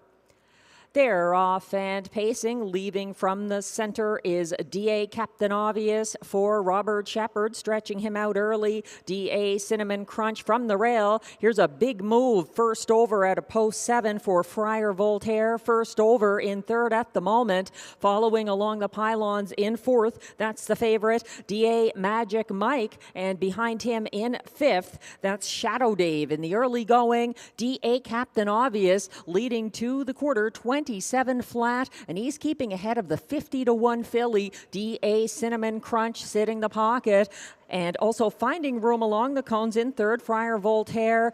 In 4th now, DA Magic Mike. 5th, Shadow Dave. 6th to his inside, that's Century Jazz. And further back at the rear of the field are AR Lancelot and Surratt Hanover. They head around the turn and head past the half, 56-4. DA Captain Obvious doing the legwork on the front end, stalked by pocket sitter DA Cinnamon Crunch. First over now on the move is 1-9 shot, DA Magic Mike. First over in 2nd, DA Cinnamon Crunch shuffled back to 3rd. Second over now in 4th, Shadow Dave looms the danger. Dropping back to 5th on the inside is Friar Voltaire. Dropping out of it at the back is Surratt Hanover. They went by 3/4 in 1:25-2, and now putting away the early leader, DA Captain Obvious. DA Magic Mike working his magic and clearing to the lead at the top of the stretch. He's opening up late, coming on down the center of the track. Shadow Dave racing for place and getting past DA Captain Obvious to do so, but it's a 4-length win. Once again, DA Magic Mike, 1:54-1 for Guy Gagnon.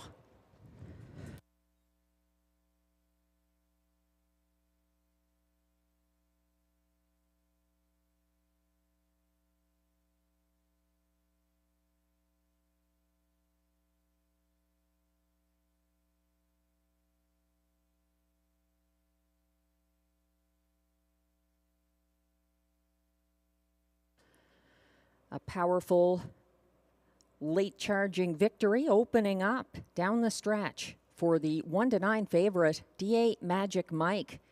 Win number 8 this season ahead of Shadow Dave, who's been second to him in their last 3 matchups. Make it 4 tonight.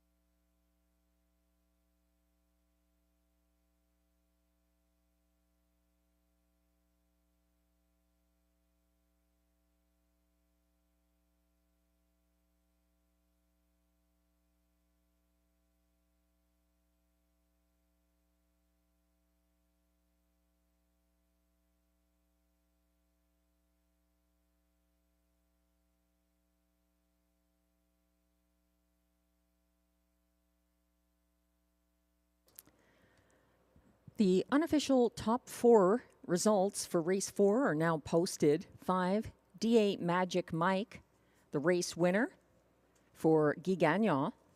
Second at 24-1, number 4, Shadow Dave. 3, DA Captain Obvious holds on for show ahead of the 50-1 shot, number 1, DA Cinnamon Crunch. The unofficial top 4 order of finish, 5, 4, 3, 1. Please hold all tickets.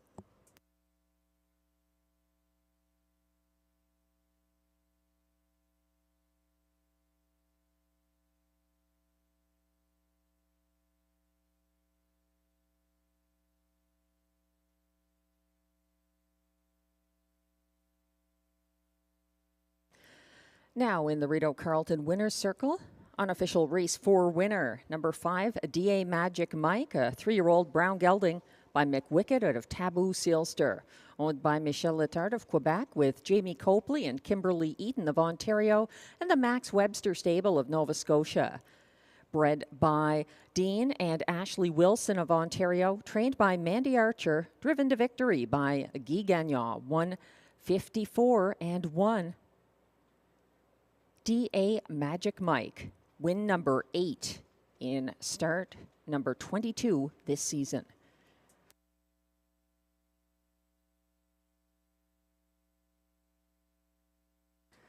That's also the fastest win since coming to Rideau Carleton for DA Magic Mike.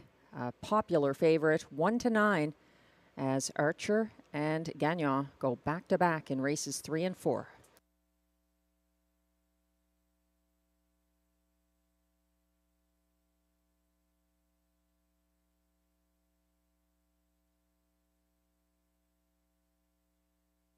Race 4 is now official.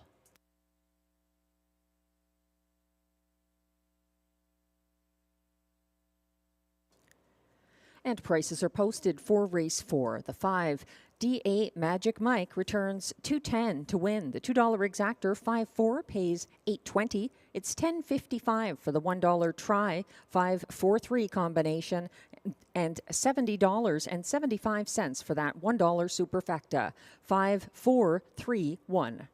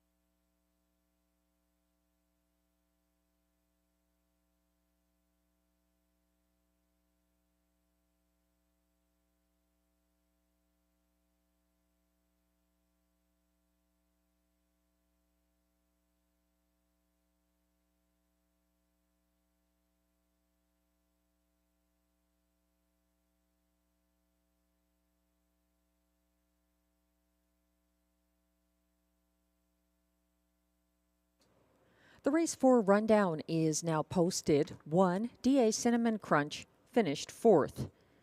2, Century Jazz was 6th. 3, D.A. Captain Obvious 3rd. 4, Shadow Dave 2nd.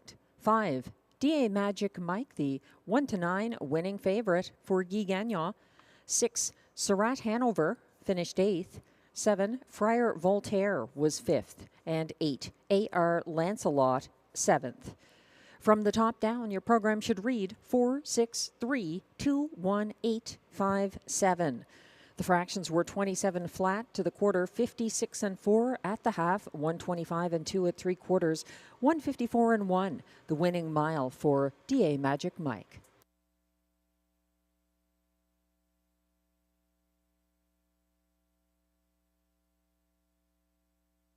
The majority of middle pick 4 players are moving on to race 5. It's safe to say after that win, D.A.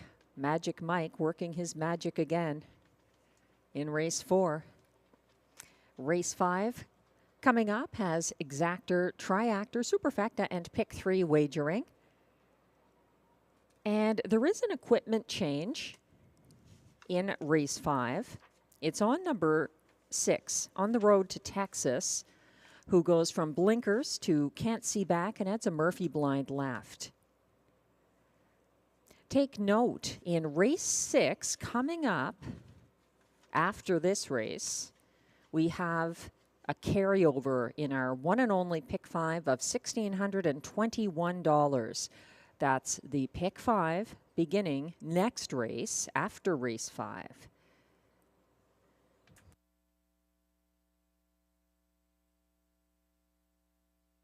As we wait for the post parade to come on track for race 5, though, it's a strong group of pacing mares with some unfamiliar faces who have joined the Rideau Carleton mares this season, and some more familiar ones.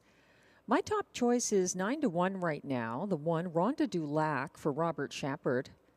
They crushed in back-to-back starts from inside posts here on September 12th and 19th. Ronda du Lac was gapping single file 3rd at the opening quarter, October 24th at Flamborough, getting overtaken by Soda Queen at the half. And now she makes her debut for Pascal Berube and trainer Michelle Legasse. She's up in class, but likes this track. 9-2 right now on the 1, Ronda du Lac. As expected, the 2-5 favorite is the 5, Beach Journey for Guy Gagnon, the owner, trainer, driver of this ultra-consistent mare, who gets post relief for the first time since their October 17th Rideau victory.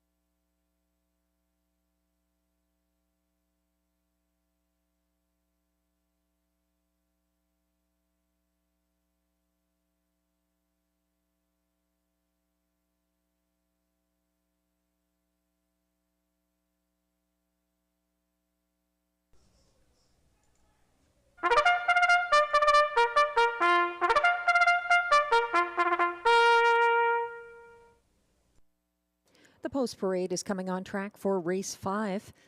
These pacers are fillies and mares, $8,500, $9,500, and $10,500 claimers. They race for a purse of $6,200.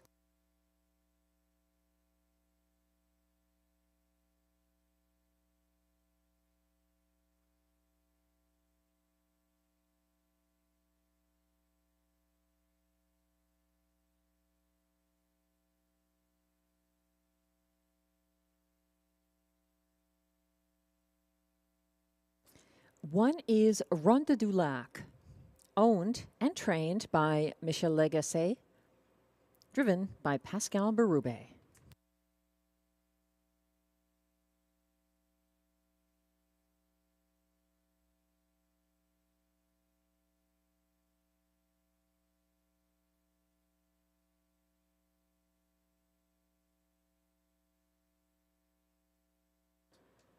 We're taking a look now at number 3, Why Not Haas, owned and trained by Robert Bernicki, driven by Jimmy Gagnon.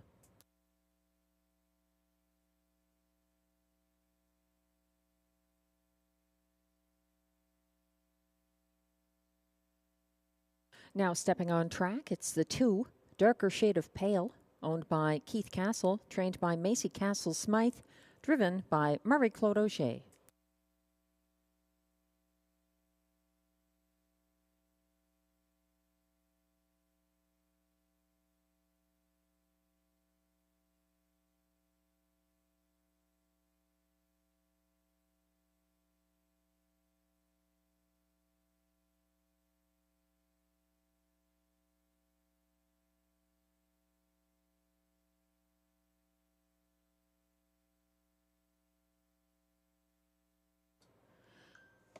Four is A Sailor's Delight, owned by William Gibson, trained by Brian Gibson, and driven by Robert Shepard.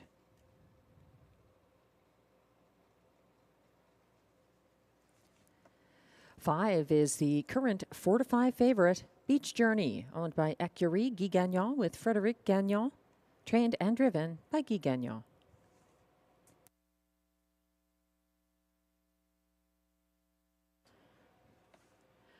Six is On the Road to Texas, owned, trained, and driven by Jason Gilchrist. And note the equipment change on the 6, going blinkers to can't see back and adding a Murphy blind left.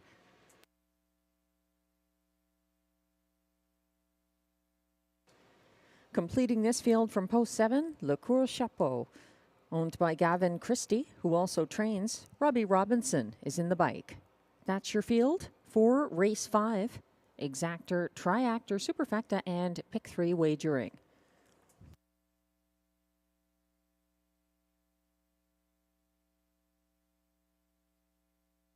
It's worth mentioning for multi-leg bettors that in race 7, there is a significant driver change on the 7. Caesar's Shot going from Luc Loyer to Stéphane Brasseau. That's race 7. It pertains to the Pick 3 that kicks off here in race 5. There's also Exactor, Triactor, and Superfecta wagering. And bettors are counting on Guy Gagnon to get a 3rd consecutive victory in race 5 after capturing race 3 with Meadow Branch Noble, and then DA Magic Mike winning easily in race 4. Beach Journey does have 8 wins this season, and what really works in her favor, I think, is moving in from post 7, which she's had at a similar classification here in both of her last 2 starts, October 24th and October 31st. She does have some gate speed, but when you're in with a strong group like this and like to race on the front end, as Beach Journey usually does, it certainly doesn't help to have post 7. So now she's moved into the 5 hole for trainer-driver Guy Gagnon, and she's the 7-5 top choice. That's 5, Beach Journey.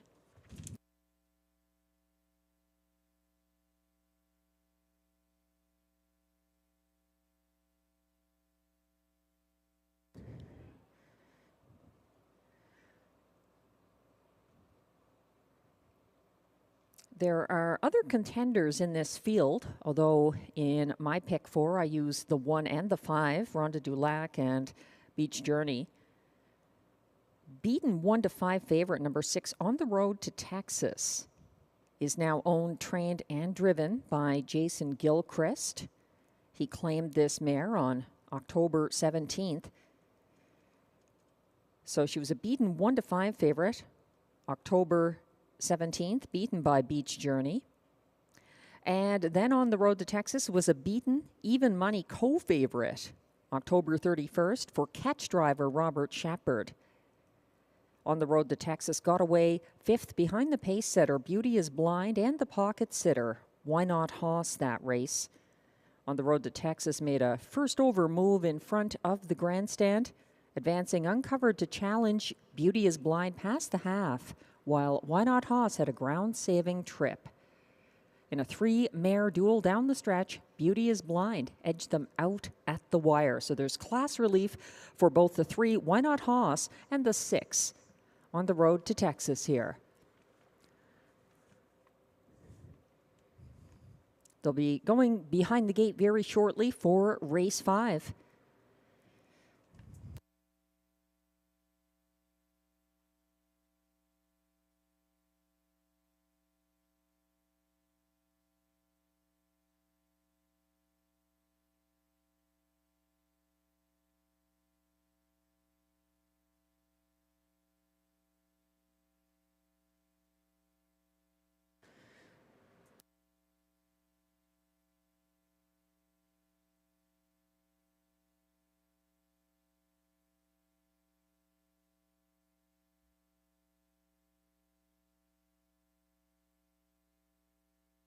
And the starter has called the field for race 5. 1 is Ronde du Lac for Pascal Berube. 2, Darker Shade of Pale, Marie-Claude Auger. 3, Why Not Hoss, Jimmy Gagnon. 4, A Sailor's Delight, Robert Shepard. 5, Beach Journey, Guy Gagnon. 6, On the Road to Texas, Jason Gilchrist. And 7, Le Cour Chapeau for Robbie Robinson. They're all lined up on the turn.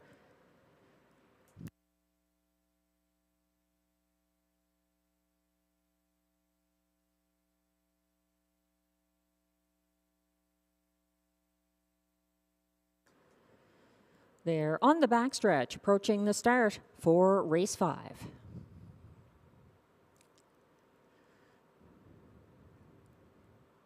They're off and pacing, a perfect start and crossing over to take the lead early. That's Beach Journey for Guy Gagnon, opening up quickly by 2. Settling second behind her is Why Not Hoss, just ahead of third place Ronde du Lac along the pylons. And first over from 4th, but thinking better of it on the road to Texas, now seeking room along the pylons, just ahead of Darker Shade of Pale. And at the back of this field, A Sailor's Delight and Le Cour Chapeau. They head by the quarter in 28 and 1 up front. Now it's a battle. Beach Journey taking on first over Ronde du Lac for Pascal Berube. The filly is parked first over and moving up inside third now. Why Not Hoss 4th sits on the road to Texas. It's a further gap back, and then you'll find Darker Shade of Pale in 5th along the pylons, and starting up from the back of the field, second over now, Le Cour Chapeau moving into third last position.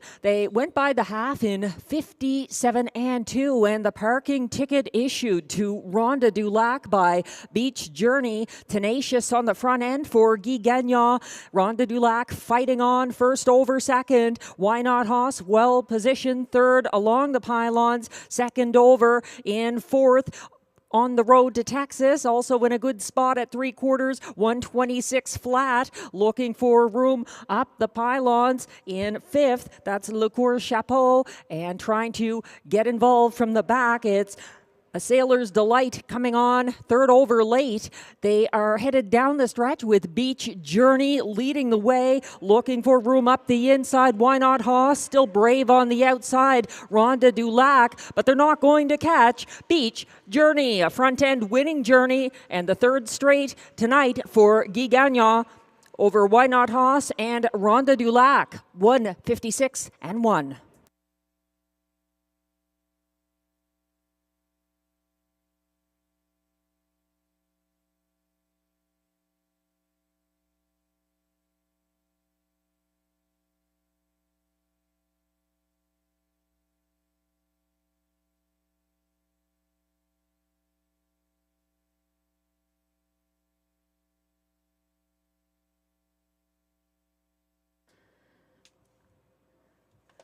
When she makes front, very tough to take down, even on a night where the closers have been doing well. Beach Journey, impressive for Guy Gagnon, the trainer-driver in this case, and his third consecutive driving win of the night at Rideau Carleton.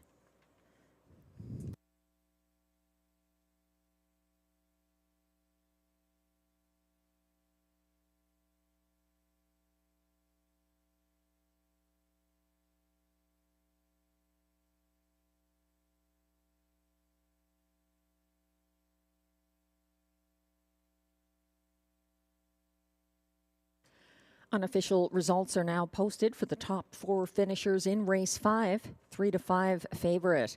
Number 5, Beach Journey, the race winner. Over 3, Why Not Hoss, second. 1, Ronde du Lac, third. And 4, A Sailor's Delight, coming on at odds of 15-1 for fourth. The unofficial top 4 order of finish, 5-3-1-4. Please hold all tickets.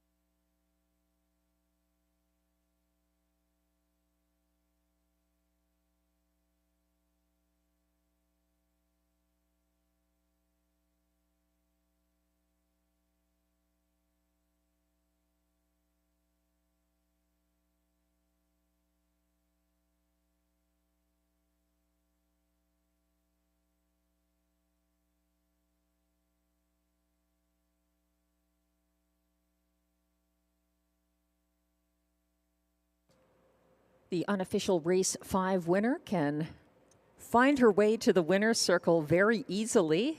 It's number 5, Beach Journey, an 8-year-old bay mare by Net 10 EOM out of Diva du Jour, owned by Écurie Guy Gagnon, with Frédéric Gagnon of Gatineau, Quebec. Beach Journey was bred by Nathan Eicher of Spencerville, Indiana, trained and driven by Guy Gagnon. Win number 9 this year, 156-1 for Beach Journey. Race 5 is now official.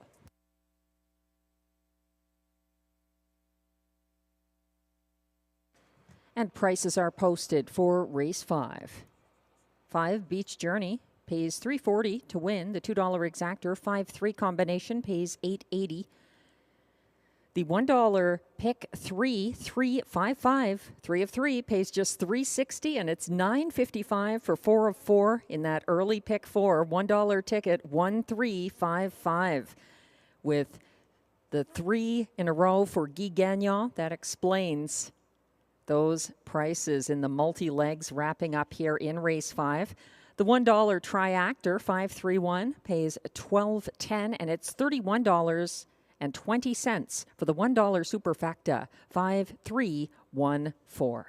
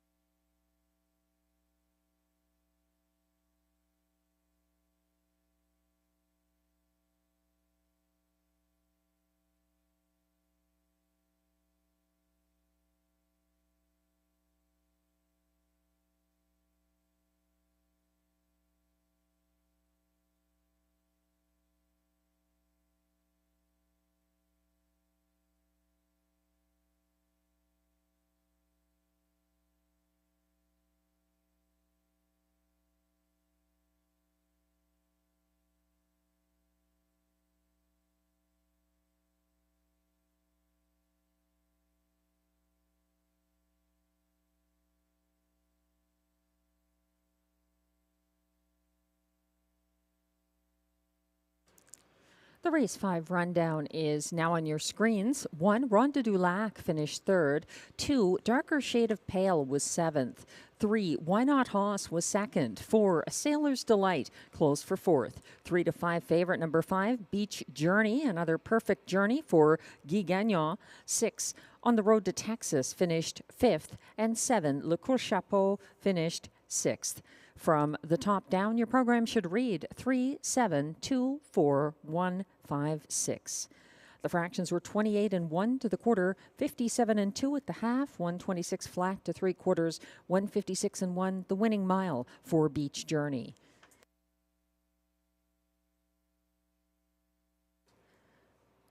The moment you've all been waiting for. Race 6, Pick 5 carryover coming up. $1,621. It's our one and only Pick 5 kicking off in race 6. And for those wondering, sometimes new bettors are not sure about the Pick 5 versus the High 5. Just a quick explanation. The Pick 5 is where you pick 5 straight winners. So you need to pick the winners of races 6, 7, 8, 9, and 10. You can use multiple horses in each leg of the Pick 5. Each of those races, you could pick a few of them if you think there's no clear winner, but you need 5 winners in a row. That's the Pick 5. The Super High 5 is different. It applies only to this one race. You need to pick the top 5 horses in order. So the winner, the 2nd place, 3rd place, 4th place, and 5th place horse in race 6. There's exactor, triactor, Super High 5, and Pick 5 wagering available here in race 6. No changes. And the favorite at the moment is the 6, Lancaster Bomber for trainer Christina Miller and driver Pascal Berube, a beaten favorite at Vernon Downs on November 2nd. 3 wins this season, and the fastest of them here at Rideau Carleton.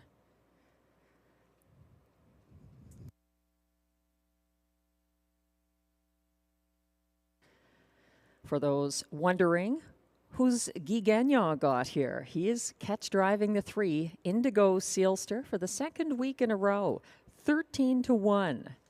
The current odds on number 3, Indigo Sealster, as the horses come towards the track for the race 6 post parade.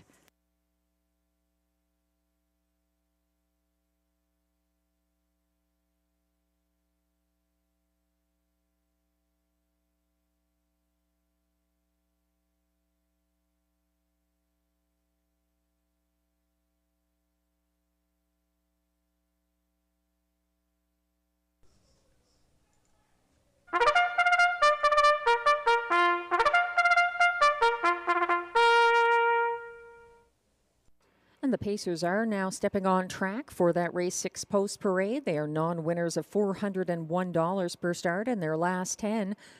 Allowances for fillies and mares. The purse is $6,100.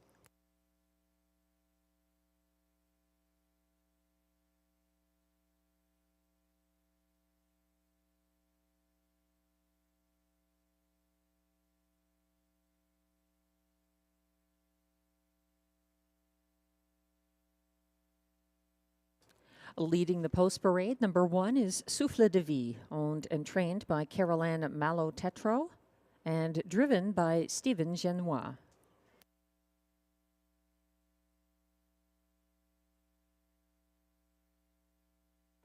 Two is The Colt, owned by Dawn and Gordon Lee. Gordon Lee, also the trainer driver.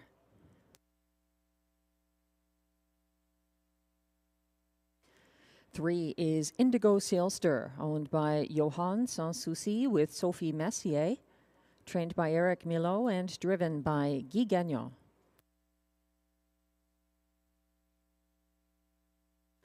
Four is Candid Cameron, owned by driver Clark Stacey with trainer Kara Stacey.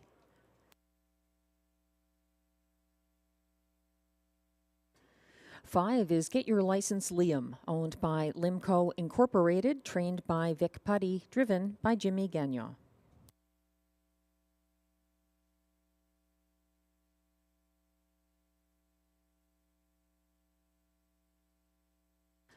Six is the current 6-5 favorite, Lancaster Bomber, owned by Scott Miller, trained by Christina Miller, and driven by Pascal Berube.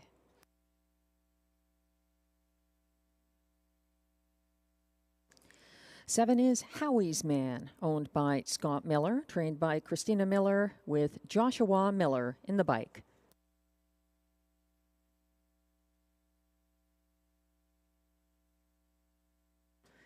Eight is Going Yard, owned by a numbered Quebec corporation with Sylvain Bilodeau.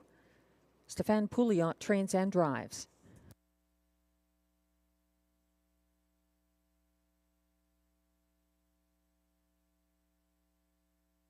And completing the field from trailing post 9, Dylan's Bank, owned and trained by John McMillan. Marie-Claude Auger drives. That's the field of 9. For race 6, no changes, exactor, triactor, super high 5, and pick 5 wagering here.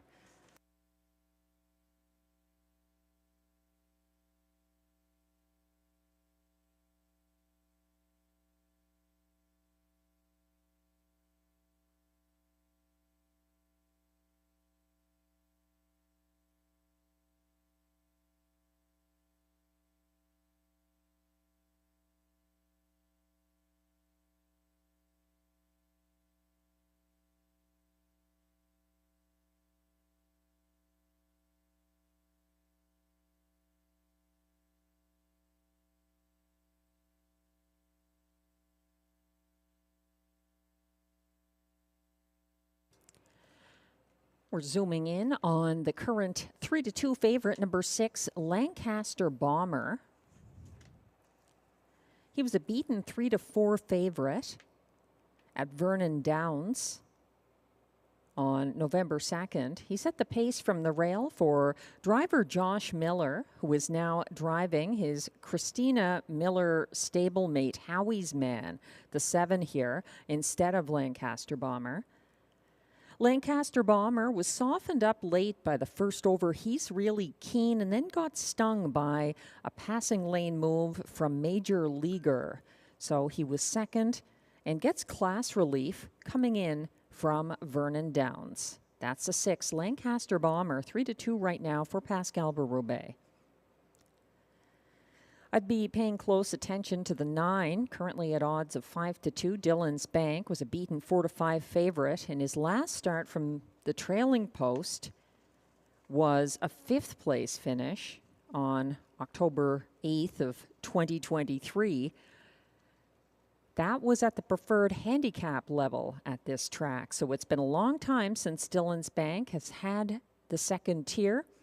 He backed down to 6th on the first turn here Sunday, was 4th over on the second turn, following the winner, Giddy Up Max, into the 3-wide path, approaching 3/4, and he was 3 wide to the wire, closing in the field's co-fastest last quarter of 29-3. Quick turnaround for the class climbing number 9, Dylan's Bank. Here's my suggested pick 5. Going a little bit deeper than usual in the first and last legs.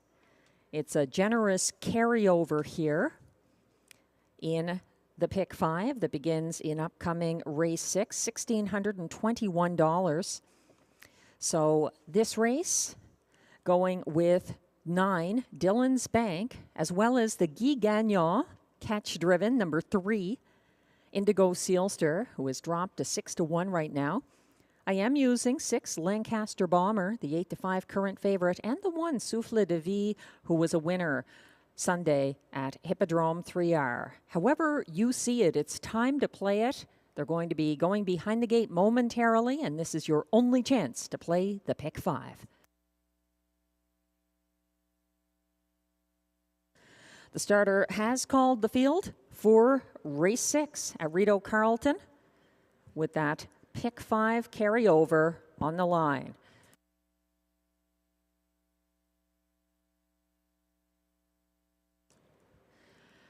The Pacers are assembling behind the gate. 1 is Souffle de Vie for Stephen Genois. 2, The Colt, Gord Lee. 3, Indigo Sealster, Guy Gagnon. 4, Candid Cameron, Clark Stacy. 5, Get Your License Liam, Jimmy Gagnon. 6, Lancaster Bomber, Pascal Berube. 7, Howie's Man, Josh Miller. 8, Going Yard, Stefan Pouliot. And the trailer is 9, Dylan's Bank for Marie-Claude Auger.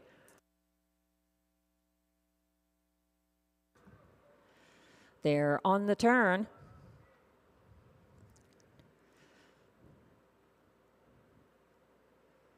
Souffle de Vie and the trailer Dylan's Bank a little further back. They're all in position now, approaching the start, and they're off and pacing in race 6. 3 of them leaving Souffle de Vie, and from the center of the pack, Get Your License Liam and favorite Lancaster Bomber are sparring now for the front end. Landing there first, Get Your License Liam for Jimmy Gagnon. First over and advancing, deciding not to take back. Pascal Berube is sending Lancaster Bomber. As they reach the opening quarter, it's still a battle, 27-1, but the immediate battle won for Lancaster Bomber, who makes front, and now that puts Get Your License Liam second. Momentarily anyway, a big move from Howie's Man, brushing to the front for Josh Miller ahead of Lancaster Bomber, and then first over into third on the outside. Dylan's Bank is advancing on the second turn and moving back on the pylons, looking to step out. Second over, that is Get Your License Liam. Following him fifth on the inside, Souffle de Vie, and gapping cover from the back of the field, but trying to get underway, Indigo Sealster. To his inside, the Colt, and the last two are Candid Cameron and the trailer Going Yard. They went past the half some time ago, 56-2, with Howie's Man out there by a length and a half over Lancaster Bomber. Parked first over, still in third. Dylan's Bank is backing down. 3/4 reached in 1:24-3, and leaving the pylons to take another shot here. Lancaster Bomber and Berube are coming after stablemate Howie's Man in a battle to the wire. On the outside, Lancaster Bomber with that late surge to pull past Howie's Man, the place finisher. And then finishing third was Get Your License Liam ahead of Dylan's Bank. And it looked like the Colt for fifth, 1:54-2.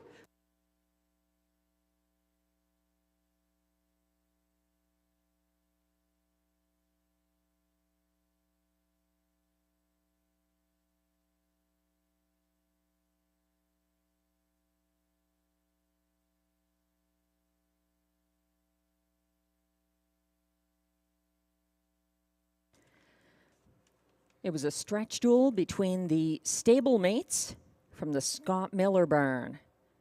The Christina Miller trainees, Howie's Man and winner Lancaster Bomber, finishing 1-2 in race 6.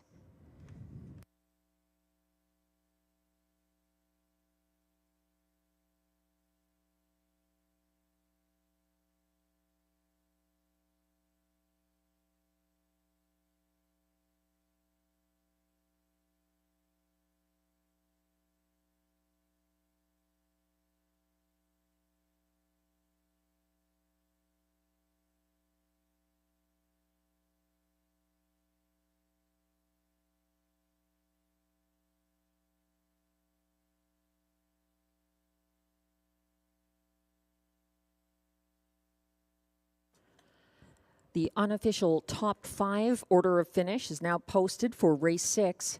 4-5 favorite, number 6, Lancaster Bomber, the winner. For Pascal Berube, over 7, Howie's Man, second. 5, Get Your License Liam was third. 9, Dylan's Bank, held on for fourth. And completing the high 5 was number 2, the Colt, finishing fifth. From the top down, the unofficial top 5 order of finish, 6, 7, 5, 9, 2. Please hold all tickets.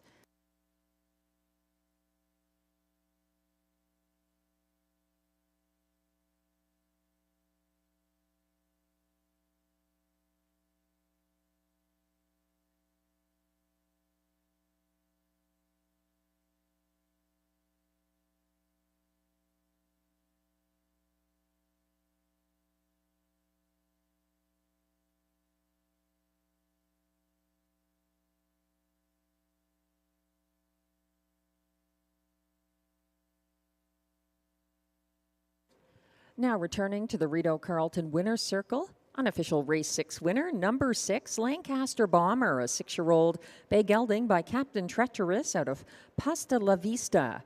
Owned by Scott Miller of Messina, New York. Bred by Steve Jones, Montgomery, New York. Trained by Christina Miller. Driven to victory in a seasonal best, 154-2 by the drummer, Pascal Berube. Lancaster Bomber.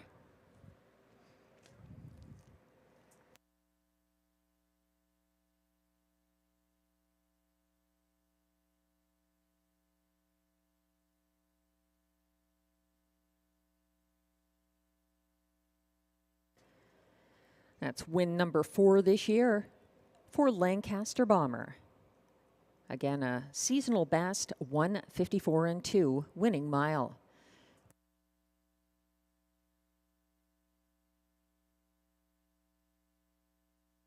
Race 6 is now official. Prices are now posted for race 6. Lancaster Bomber returns $3.90 to win. The $2 exactor, 6-7, pays $35 even. It's $65.40 for the $1 try, 6-7-5. And the 20-cent super high 5 was hit, $262.29 for the 6-7-5-9-2 20-cent super high 5 combination.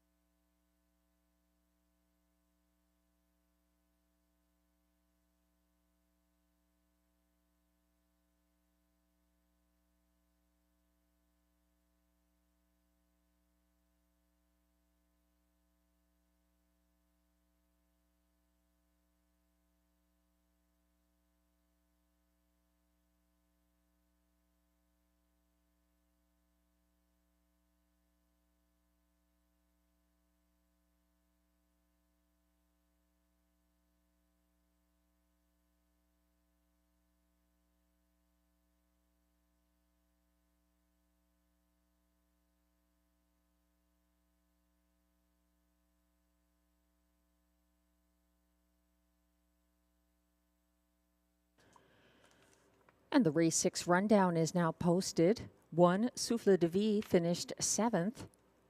2, the Colt was 5th. 3, Indigo Sealster, 6th. 4, Candid Cameron, 8th. 5, Get Your License Liam, 3rd. 4 to 5 favorite, number 6, Lancaster Bomber, the race winner for Pascal Berube. 7, Howie's Man was 2nd. 8, Going Yard finished 9th. And 9, Dylan's Bank was 4th. From the top down, your program should read 7, 5, 6, 8, 3, 1, 2, 9, 4. The fractions were 27-1 to the quarter, 56-2 at the half, 124-3 at 3/4, 154-2, the winning mile for Lancaster Bomber.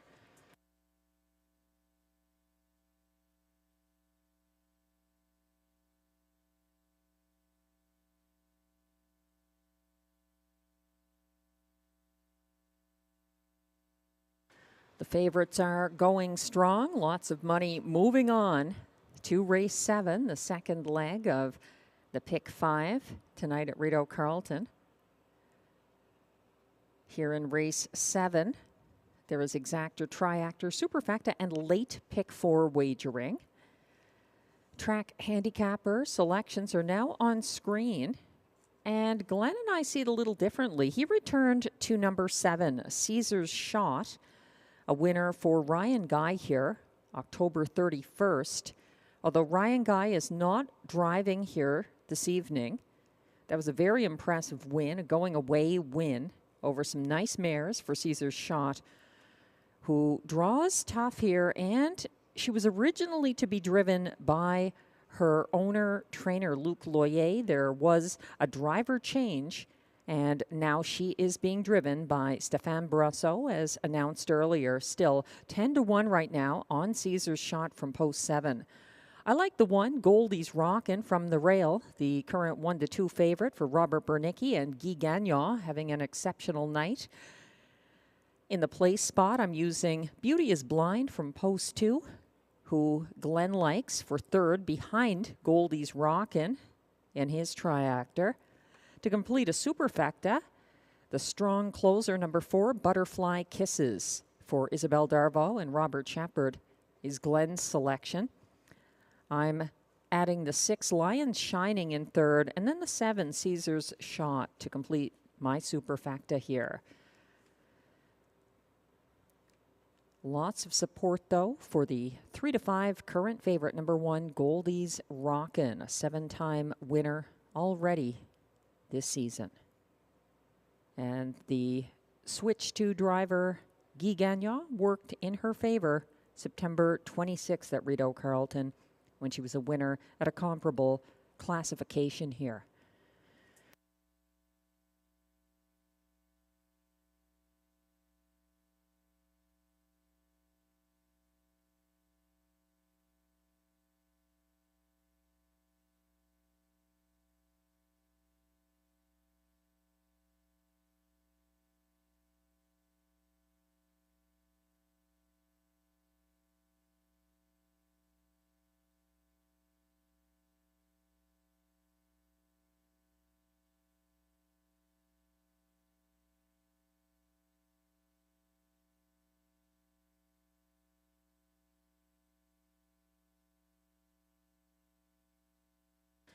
As we wait for the post parade for race 7, it's worth mentioning Saturday evening in the Rideau Carleton Trackside Simulcast Lounge, Tammy Forgey's On Track Free to Play handicapping contest now has a jackpot of $1,600.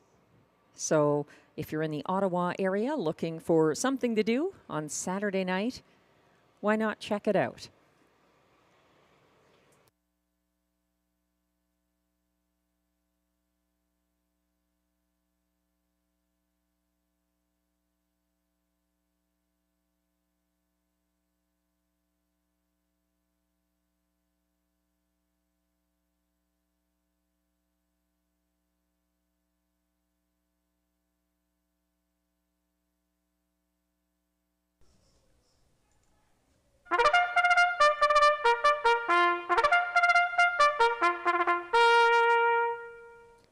Here comes the race 7 post parade.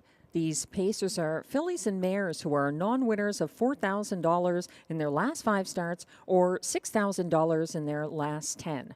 Also eligible, non-winners of $25,000 lifetime and $18,000 claimers. They race for a purse of $7,000.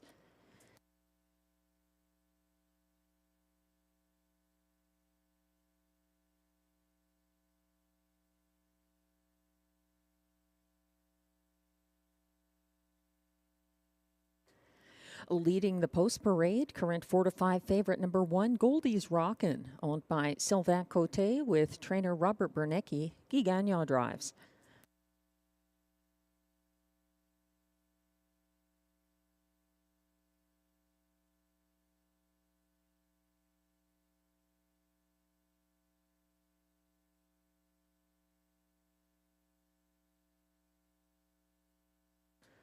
2 is Beauty is Blind, owned by Desjardins Noro Stable with trainer Marc-André Simino and Jean Fontaine. Pascal Berube drives.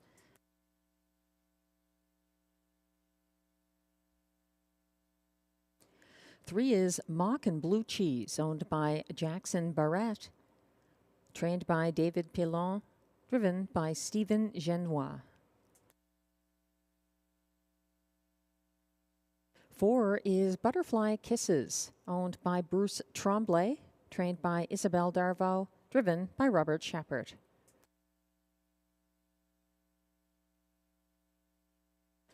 5 is Red Carpet Ready, owned and trained by Jeffrey Davidson, driven by Marie-Claude Auger.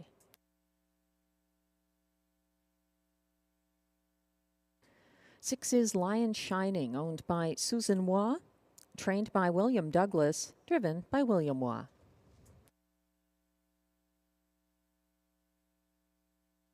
7 is Caesar's Shot, owned and trained by Luc Loyer. Note the driver change from Luc Loyer to Stéphane Brasseau.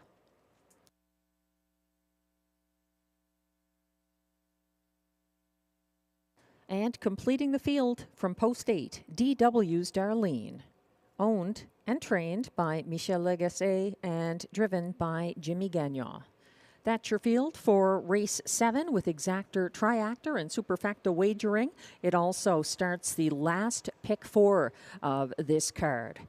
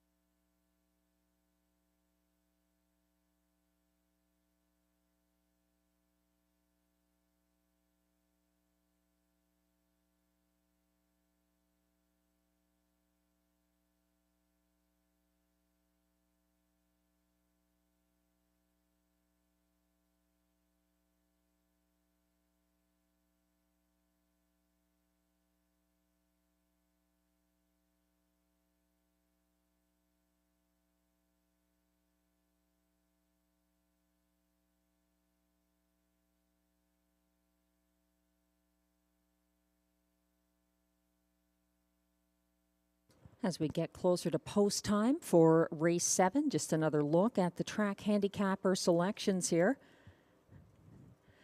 Glenn Pearson confident in Caesar's Shot, being able to overcome post 7 here. She's 6-1 right now. I'm siding with the favorite, the 4-5 favorite right now from the rail, Goldie's Rockin', as Guy Gagnon seeks his 4th driving win of this card. Exactor, triactor, superfecta, and pick 4 wagering here.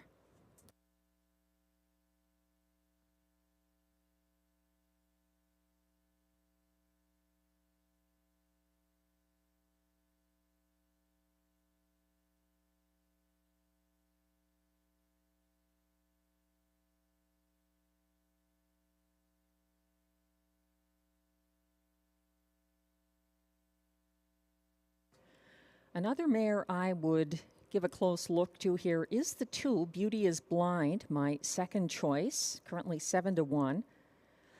Beauty is Blind stalked from inside post for back-to-back October 24th and 31st wins at Rideau Carleton. She is a danger from the inside post 2 that she has here for Pascal Berube. She was a medication scratch on Sunday at Hippodrome 3R. That's number 2, Beauty is Blind. And the 6, Lion Shining, somewhat overlooked. She's getting post relief here. She had an extended first over bid against Beach Journey from post 6, October 24th.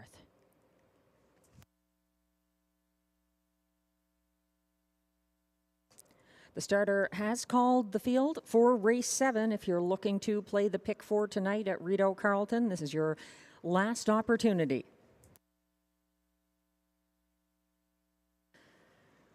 The mares are lining up. 1 is Goldie's Rockin' for Guy Gagnon. 2, Beauty is Blind, Pascal Berube. 3, Mock and Blue Cheese, Stephen Genois. 4, Butterfly Kisses, Robert Shepard. 5, Red Carpet Ready, Marie-Claude Auger. 6, Lion Shining, William Waugh.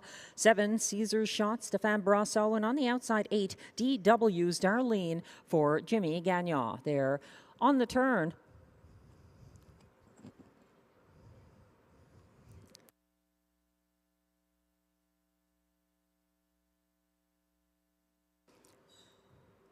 They're now on the backstretch and headed to the start for race 7. They're off and pacing, matching strides immediately from the inside. Goldie's Rockin' and Beauty is Blind are sparring and moving over, crossing over to take control from post 8.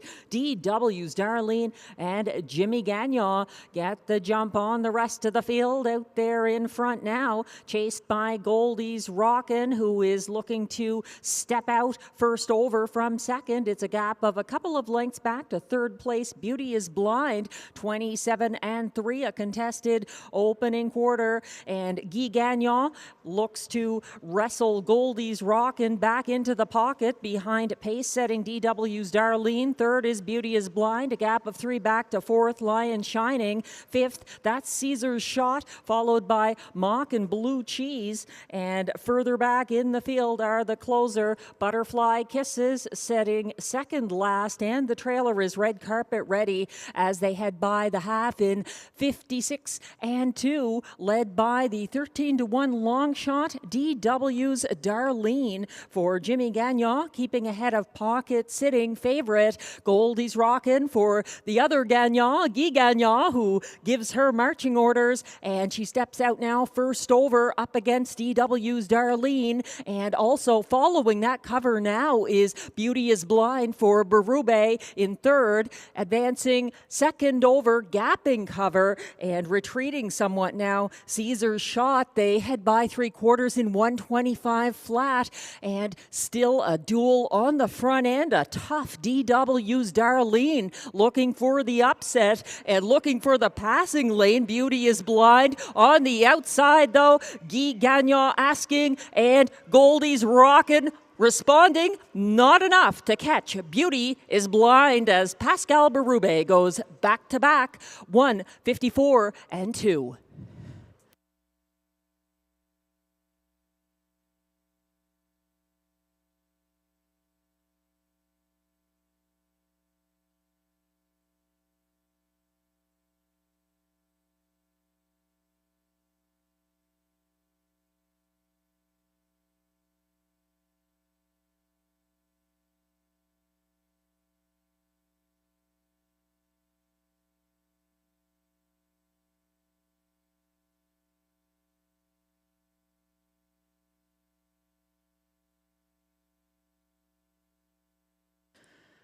A thrilling stretch drive, and Pascal Berube back-to-back.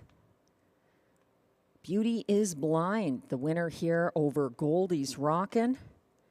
And DW's Darlene put up an impressive fight from the toughest post position, holding on for show in race 7.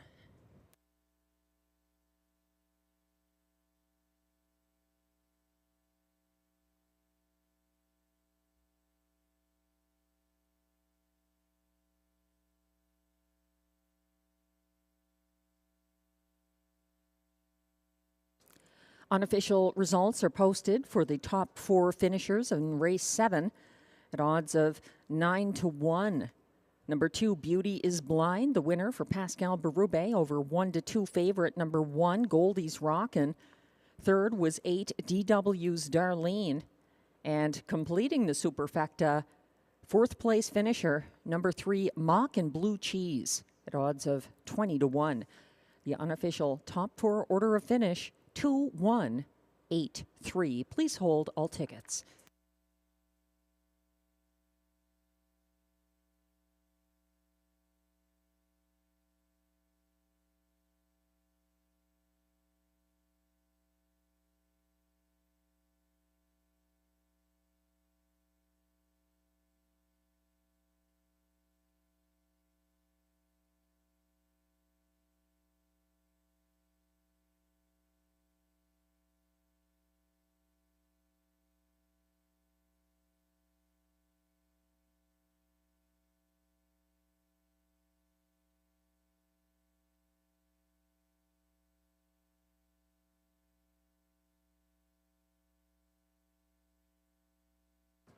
The top trainer and driver of the 2024 meet at Hippodrome 3R team up for a Rideau Carleton win, a 9-1 upset in race 7, with unofficial winner number 2, Beauty is Blind, a 7-year-old bay mare by Better Than Cheddar out of Fast Ruffles.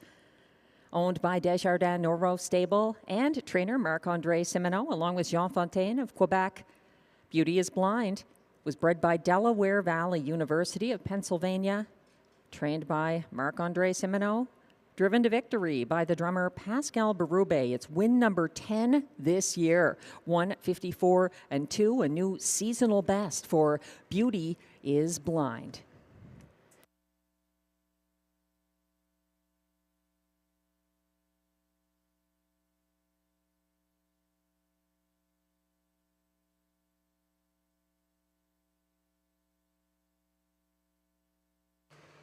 Back-to-back wins for the drummer Pascal Berube, with Lancaster Bomber, the favorite in race 6, but a non-favorite in race 7. Beauty is Blind, now official.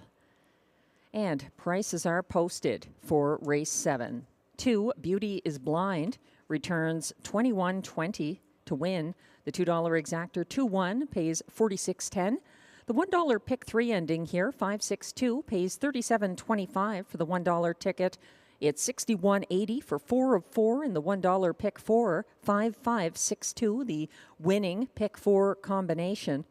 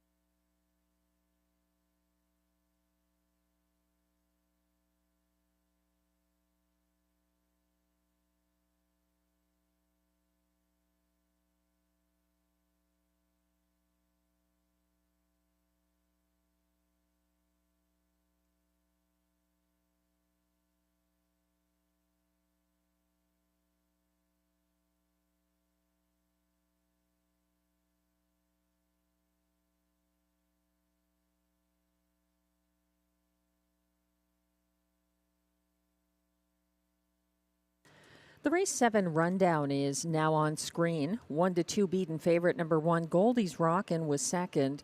2, Beauty is Blind, a 9-1 winner for Pascal Berube. 3, Mockin' Blue Cheese finished fourth. 4, Butterfly Kisses was fifth. 5, Red Carpet Ready, sixth.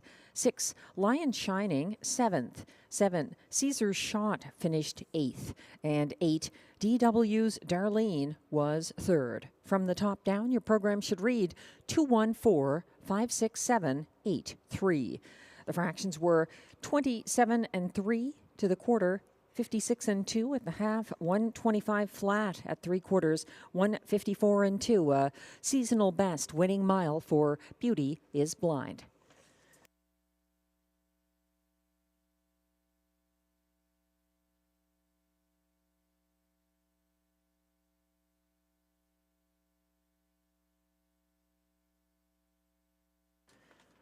Race 8 is coming up next, back on the trot with exactor, triactor, superfecta, and late pick 3 wagering. No changes in race 8 or any of the remaining races on this card.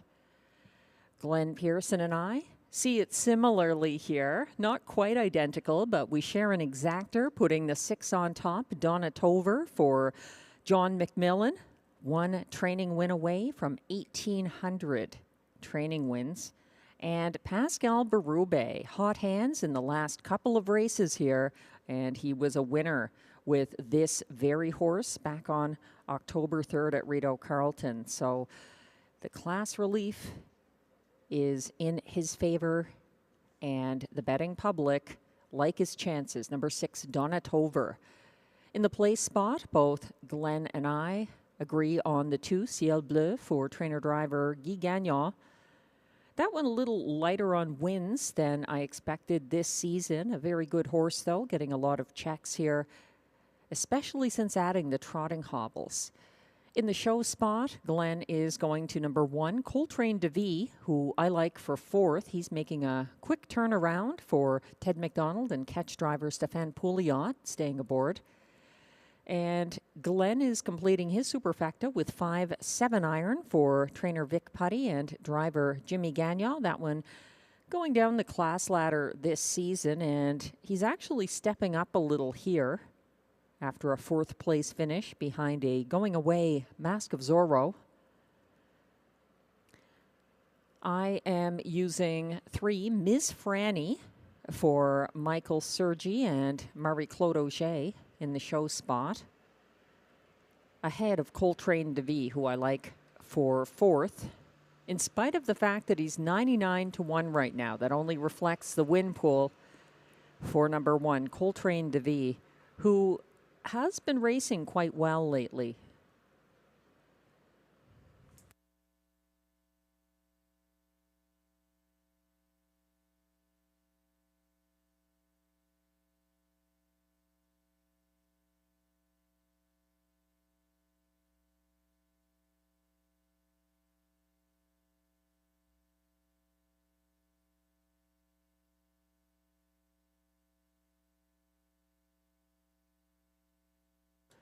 The trotters are now stepping on track for the race 8 post parade.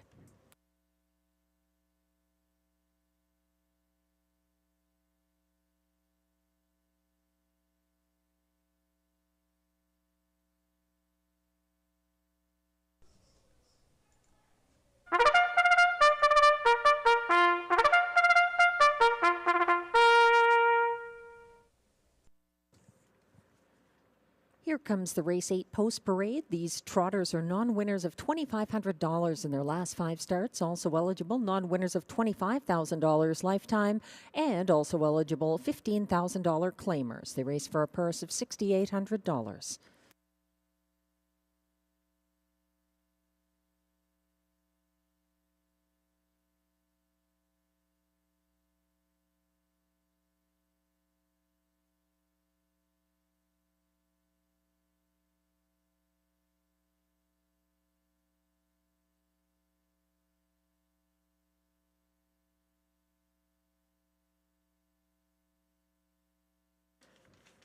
Leading the post parade is number 1, Coltrane DeVee, owned by Julia Ferguson, Lloyd Stone, Sean Vino, and Coral Bailey.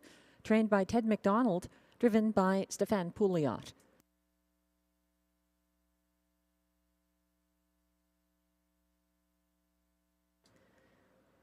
Two is the current even money favorite, Ciel Bleu, owned by Écurie Guy Gagnon, with Gestion Louis La Tulipe Incorporated, trained and driven by Guy Gagnon.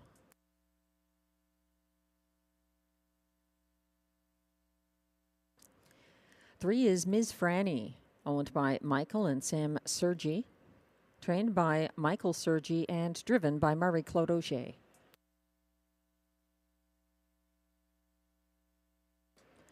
4 is The Magic of Life, owned and trained, that is, by Robbie Robinson, driven by Jeff Taylor.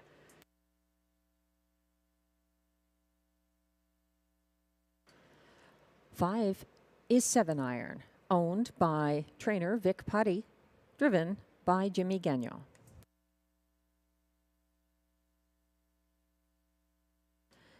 And rounding out the field from post 6, Donatover, owned by trainer John McMillan and driven by Pascal Berube. That's the field of 6 for race 8. There were no changes. Exactor, Triactor, Superfecta, and Pick 3 wagering available. There were no changes in any of the last 3 races.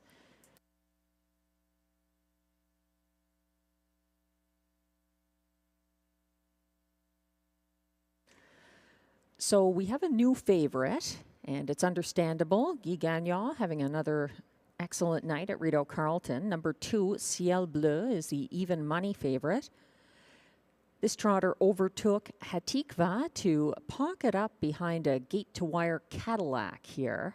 Cadillac, the winning horse, not a car, on October 24th. Ciel Bleu was best of the rest behind that going-away winner, Cadillac. He's now getting an equipment adjustment along the back fence. That's current favorite, number 2, Ciel Bleu. Not 100% sure there. Looks like it may be the trotting hobbles that Guy is adjusting on the 2, Ciel Bleu. 6, Donatover is 7-2 right now. He's teaming up again with Pascal Berube. They won at a higher classification together, October 3rd, swinging 3 wide around the first over Coltrane DeVee in front of the grandstand and clearing leader Wish You'd Tell Me at 3/4. Donatover was instantly overtaken by Only for Justice and Mask of Zorro in that most recent start together. He finished 4th in a dead heat that race, October 31st for Robbie Robinson. And now he's teamed up again with Pascal Berube. So that win together, October 3rd, stands out in my mind. It was over some very good trotters. Eyes of Justice was 2nd, and Match Me If You Can was 3rd that mile. So Donatover right now, 4-1.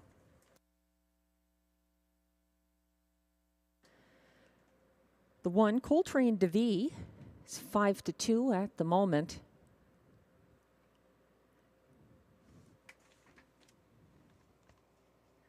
He was first over on the first turn against the leader Wish You'd Tell Me in his most recent start here on the 31st of October. He backed down behind Donatover and moved on to battle the pace setter Wish You'd Tell Me on the backstretch before losing ground late. He's making a quick turnaround, though. Coltrane DeVee cleared Mask of Zorro to make front on the first turn here Sunday. He was overtaken by Mask of Zorro, who sat the pocket near 3/4, and then he tired in the stretch. So Coltrane DeVee, 3-1 right now, getting some respect from the rail as the betting public continues to support the 2, Ciel Bleu for Guy Gagnon. The late pick 4 that began in race 7 is one in which my ticket is still alive to the tune of the 9-1 winner in race 7. Beauty is Blind for Pascal Berube. And I went 3 deep here in the second leg using the 6 Donatover, along with the 2 Ciel Bleu, and also the outsider number 3, Ms. Franny, I think has a strong chance if the trip works out. She's more of a closer, and things could go her way. 12-1 is a great price.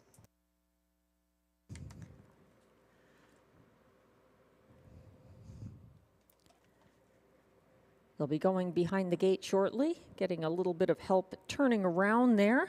Donatover, he's on his way, and the starter will be calling the field very soon.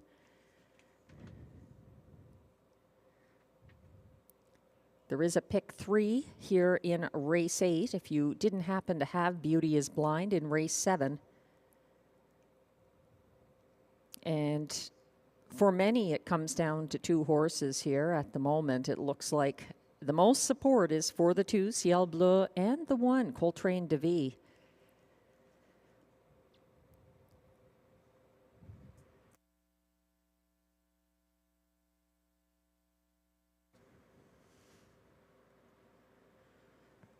Ciel Bleu now turning in front of the grandstand and following Donatover, as this field is getting ready to go behind the gate in race 8. Windows remain open. This is the last pick 3 of this card.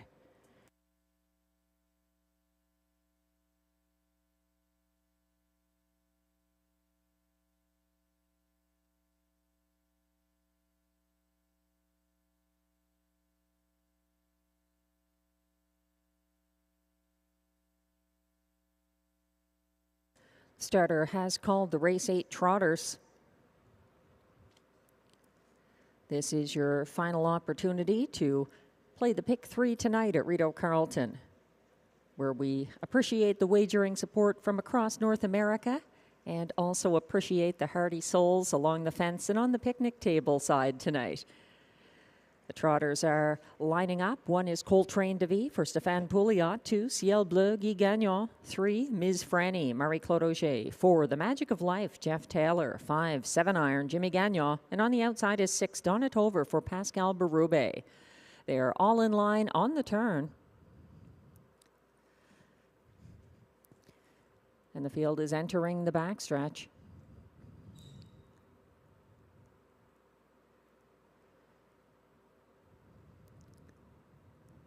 They're off and trotting, and it's something of a staggered start with the Magic of Life and 7 Iron taking back off the gate, and Coltrane de Vie leaving from the inside for Stéphane Pouliot. Coming after him early, but backing into the pocket, Donatover underway, and a 3-length gap behind him to Ciel Bleu, looking eager to leave the pocket. Donatover is out to challenge the pace-setting Coltrane de Vie past the opening quarter of 28 flat. Coltrane de Vie still leading, but on his outside, first over in second and advancing Donatover.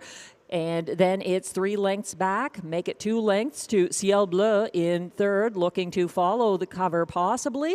No, he's going to tuck in along the cones. Following him, that is Ms. Franny, and then there's another gap to the back of this field on the second turn, and that's the Magic of Life, who sits second last, and gapping at the back of the field is 7 Iron. Donatover is leading the way now, ahead of Coltrane de Vie, past the half in 58 flat, a 32nd second panel. Ciel Bleu is calling first over into second on the outside. Coltrane de Vie shuffled back to third inside, second over from fourth, gapping cover Ms. Franny, and a big gap back to the last 2 now, the Magic of Life and 7 Iron. 3/4 reached in 1:27 and 2. Ciel Bleu is pushing ahead of Donatover, who is fighting back from second on the inside. Still third along the cones is Coltrane de Vie, and Ms. Franny is second over from fourth, but not doing enough yet. Moving past Donatover, Ciel Bleu opens up late for Guy Gagnon in his 4th driving win of the night. Finishing second, Donatover. And then it was Coltrane DeVee, possibly the Magic of Life, up for fourth, 157 and 2.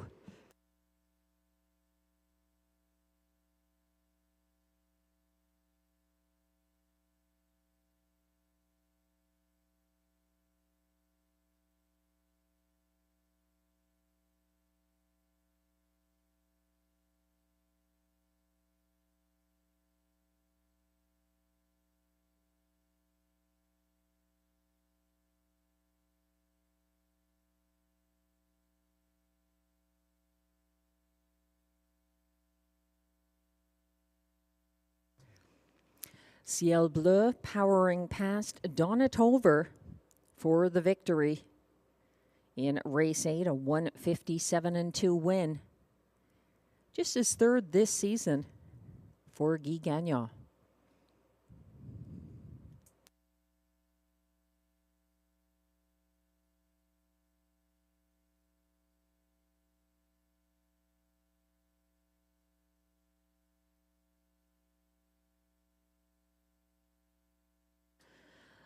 Race 8 unofficial results for the top 4 are now posted. Even money favorite. Number 2, Ciel Bleu, the race winner for Guy Gagnon. Second, 6, Donatover. Third was 1, Coltrane DeVee. And it was actually 3, Ms. Franny, who got up to complete the superfecta, the unofficial top 4 order of finish for race 8, 2-6-1-3. Please hold all tickets.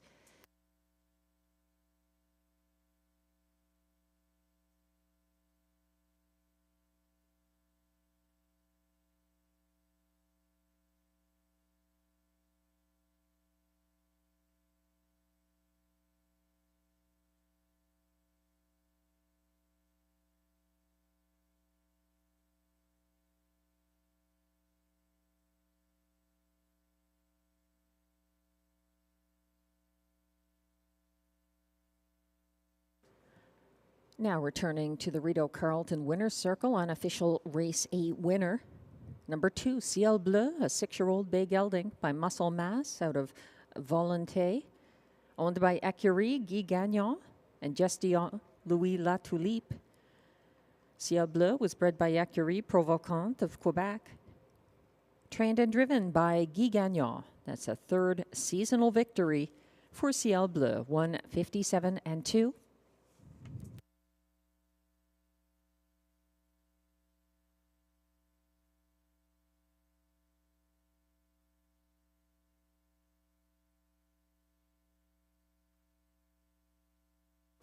That's also the 4th driving win of this card for Guy Gagnon, a winner of race 5 with Beach Journey, race 4 with DA Magic Mike, and race 3 with Meadow Branch Noble.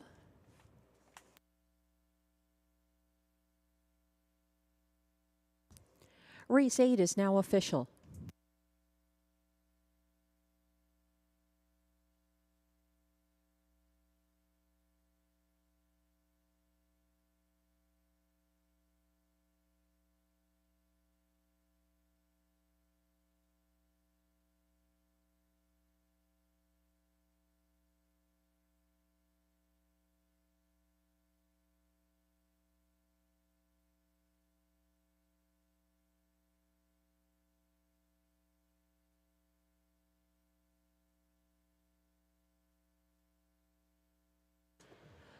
Prices are now posted for race 8. Number 2, Ciel Bleu, returns $4 to win. The $2 exactor 2-6 pays $10.90. It's $24 even for the $1 triactor 2-6-1, and the $1 superfecta pays $38.80 for the 2-6-1-3 combination.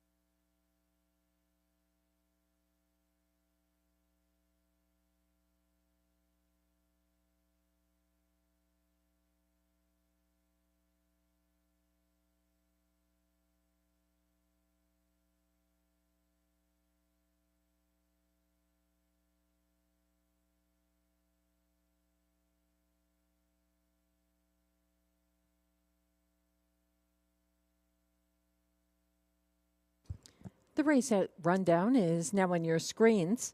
1, Coltrane DeVille was third. Even money favorite number 2, Ciel Bleu, the race winner for Guy Gagnon. 3, Ms. Franny was fourth. 4, The Magic of Life was fifth. 5, 7 Iron, sixth. And 6, Donatover, second. From the top down, your program should read 314562. The fractions were 28 flat to the quarter, 58 flat at the half, 127 and 2 at 3/4, 157 and 2, the winning mile for Ciel Bleu.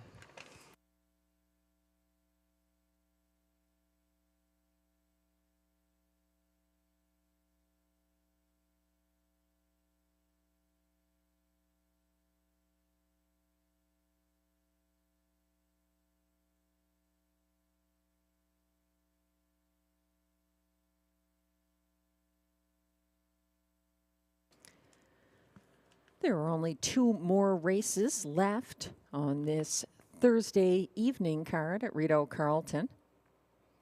And Glenn Pearson and I agree on the 1 to 5 popular choice here. Number 1, Jolton Joe for the team of Marc-Andre Simoneau and Pascal Berube, coming in off an impressive win from post 7 on Sunday at Hippodrome 3R. In the place spot, Glenn is going with the front end loving. Number 2, I'm a Dude for Stéphane Pouliot. I like that one for fourth because I think the 5, GA Speed Joey, is a dangerous horse here. I think he could possibly upset Jolton Joe with the right trip. Trained by Isabelle Darvaux, driven by Robert Shepard. He's already won 54 and 1 winner here at Rideau Carleton just a few starts back in October.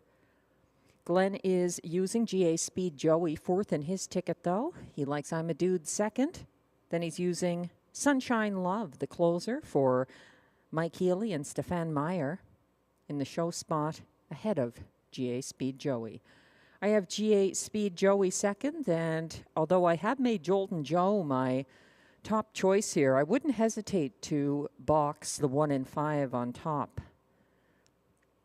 of anything.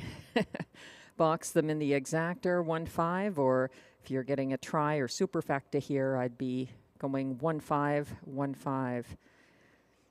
In the show spot, I like 3, Shanghai Gold, who put up a good fight, finishing second to Jolton Joe Sunday at Hippodrome 3R. He's another who scares me somewhat. He's 25 to 1 right now from post 3, so you could make that a 3-horse exactor box.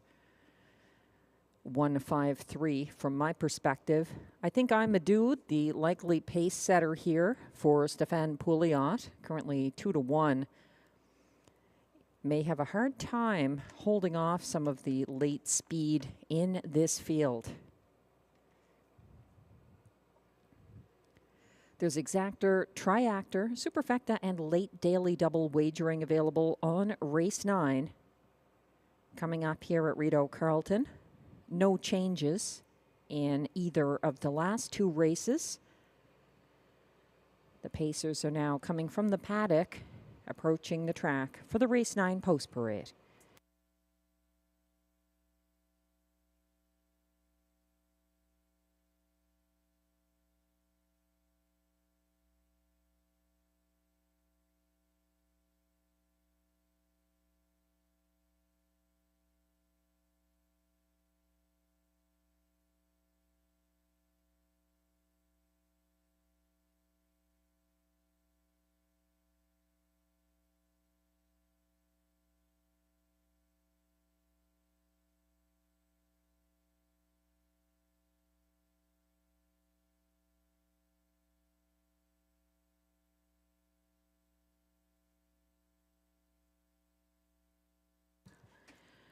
We'd like to wish a happy 12th birthday to Emerson, a fan of the racing here at Rideau Carleton. Way to go, Emerson. Happy birthday. Hope you're having a good one. All the best from all of us here at Rideau Carleton, and may your favorite horses win.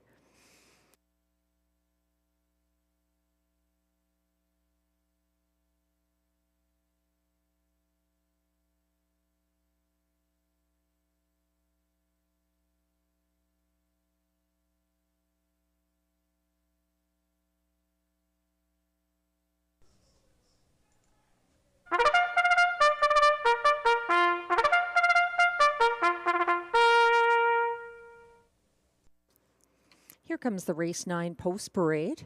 These pacers are non-winners of $900 per start in their last 10 starts or in 2024. They compete for a purse of $7,000.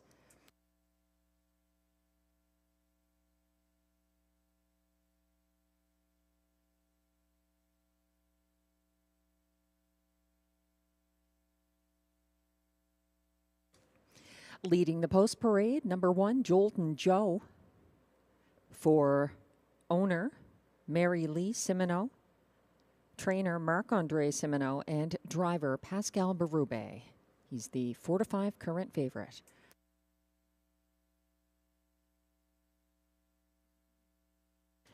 Two is I'm a Dude, owned by a numbered Quebec corporation, trained and driven by Stéphane Pouliot.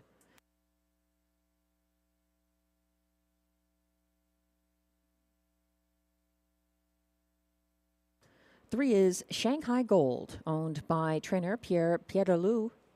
Jimmy Gagnon drives.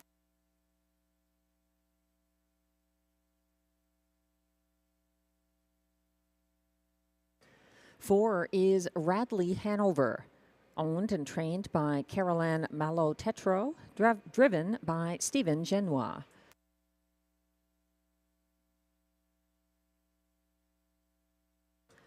Five is GA Speed Joey, owned by Alain Carrier, trained by Isabelle Darvaux, driven by Robert Shepard. Six is Sunshine Love, owned by Kristen Trudeau, trained by Stéphane Meyer, and driven by Mike Healy.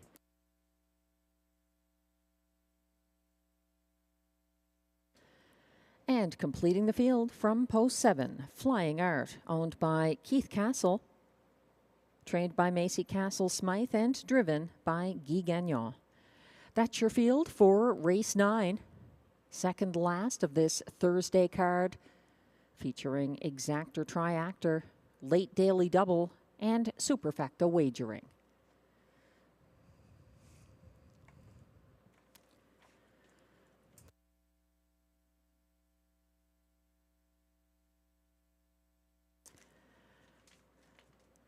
Favorites have been faring very well tonight in the majority of races at Rideau Carleton. And the 7-5 favorite here is the class climbing number 1, Jolton Joe, bringing a 3-race win streak with him from Hippodrome 3R to Rideau Carleton. He took his 156-1 lifetime mark October 13th, and he won from post 7 at half-mile Hippodrome 3R on Sunday, parked every step of the mile.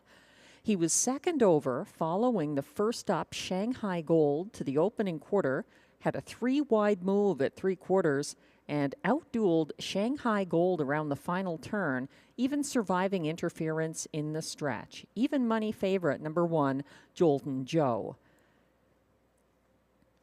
3, Shanghai Gold is strangely overlooked here. He was very competitive that mile, and again, he did make the first over move. He's the 3 in this group. Jimmy Gagnon drove Shanghai Gold back on November 12th, 2023 at Rideau Carleton when he tried to wire the field at a lower classification. He was stung that race, ironically, by Manhattan Joe, who was driven by Pascal Berube and trained by Marc-Andre Simoneau at the time. The same connections as have Jolton Joe in upcoming race 9. The 2, I'm a Dude, is the likely pace setter here. He was stung late in his last 2 attempts to go gate to wire at Rideau Carleton, stung by Shredder, and then he's got a vendetta. I think there's enough late speed here that he is going to really have to survive a lot to get a win. That's the 2. I'm a Dude, still getting support to the tune of 7-2 on the tote board. And he does have a good chance. He can be very strong on the front end.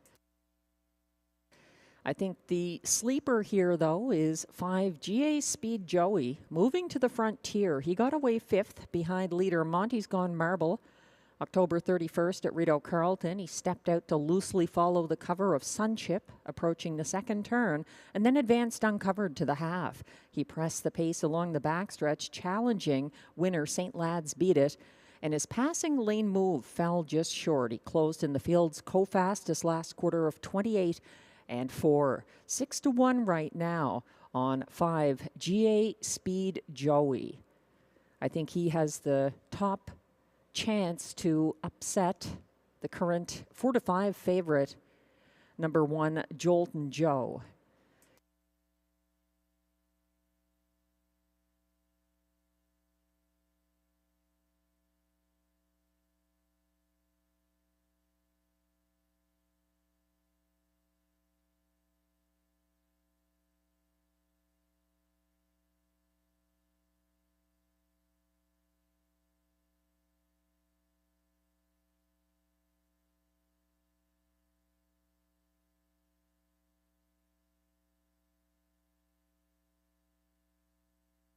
The starter has called the Pacers for race 9. This is your last chance to play the late daily double here at Rideau Carleton. The field assembling behind the gate in front of the grandstand. 1 is Jolton Joe for Pascal Berube. 2, I'm a Dude, Stéphane Pouliot. 3, Shanghai Gold, Jimmy Gagnon. 4, Radley Hanover, Stephen Genois. 5, GA Speed Joey, Robert Shepard. 6, Sunshine Love, Mike Healy. And on the outside, and still lagging a few lengths behind the others, number 7, Flying Art for Guy Gagnon. They're headed onto the backstretch. Flying Art is flying into position as they approach the start for race 9. They're off and pacing and leaving between horses. Shanghai Gold and Jimmy Gagnon taking no chances here, trying to make front early. Jolton Joe and Berube are in the pocket and advancing first over. I'm a Dude is in a tough spot, trying to make front. He's out there second from first over, coming after early leader Shanghai Gold, as that front group has a little bit of a breakaway to the opening quarter. Fastest of the night, 26 and 4. That's not where I'm a Dude really wants to be.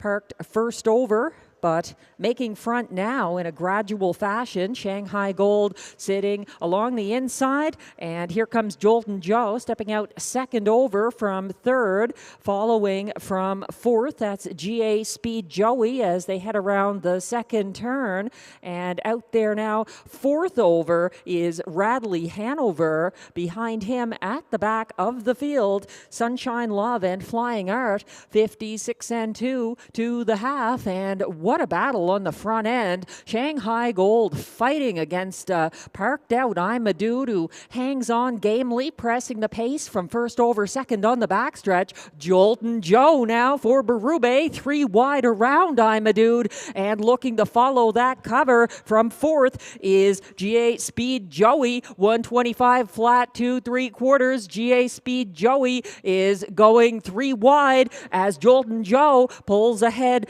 of the tough Shanghai Gold. What a stretch drive shaping up. Jolton Joe and Berube have made front, but is Shanghai Gold done yet? He's looking for the passing lane. Still on the outside, GA Speed Joey making a race of this to the wire, and it's going to be GA Speed Joey getting there ahead of Jolton Joe and Sunshine Love for show in 154 and 2.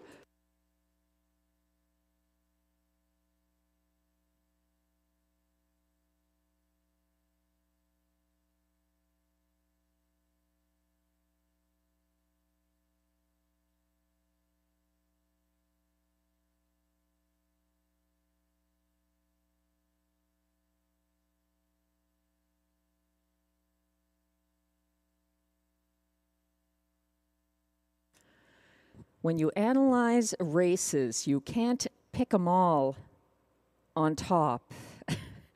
You can box them, as I suggested, and GA Speed Joey, the 9-2 winner, pulling past 2-5 favorite Jolton Joe in the stretch for the win for Robert Shepard. 6 Sunshine Love closed well for show ahead of 4 Radley Hanover, finishing 4th. The unofficial top 4 order of finish in race 9, 5-1, 6-4. Please hold all tickets.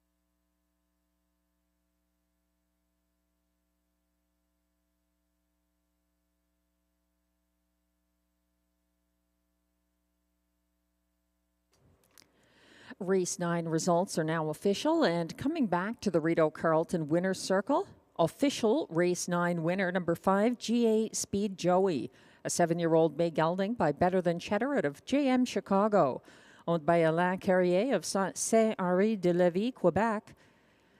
GA Speed Joey was bred by RK Joe Miscomon of Muncie, Ontario. Trained by Isabel Darvo, driven to victory by Robert Shepard, 154-2. That's win number 5 this season for GA Speed Joey.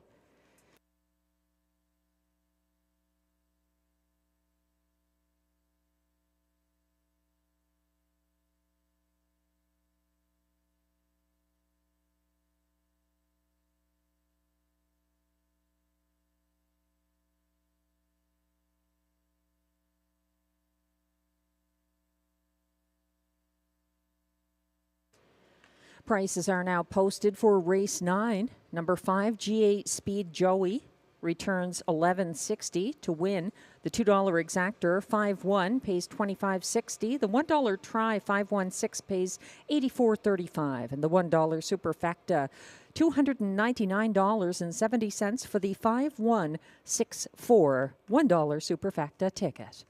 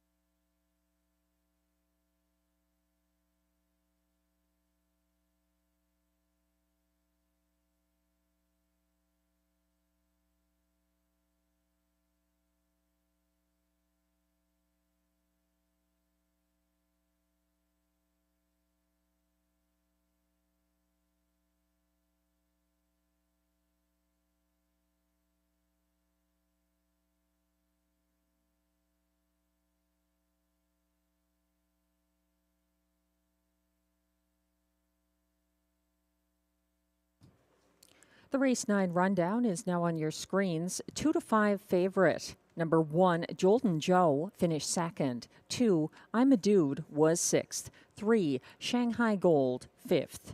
4, Radley Hanover finished fourth. 5, GA Speed Joey, the race winner for Robert Shepard. 6, Sunshine Love closed for show. And 7, Flying Art was seventh. From the top down, your program should read 2654137.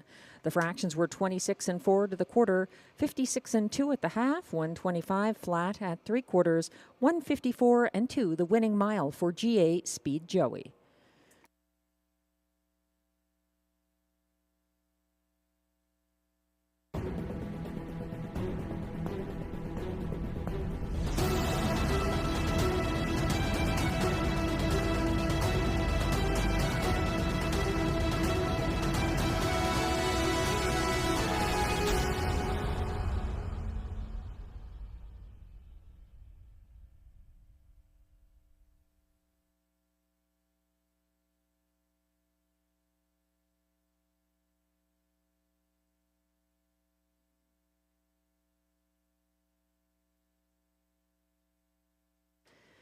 The Robbie D'Alessandro pace is coming up. Race 10, the last of this Thursday card at Rideau Carleton.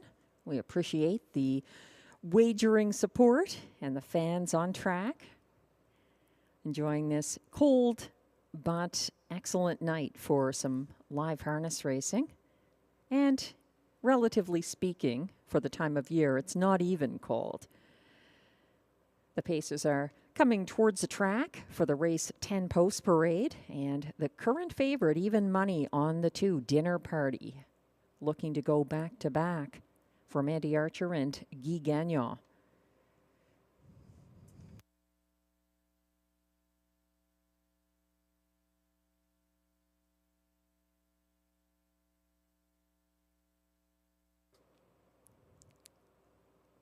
If you played my suggested late pick 4 or pick 5 ticket, you could be in line for a nice score here. If any of my 4 selections this race, including the 2, Dinner Party, get the job done. We'll talk about them after the post parade.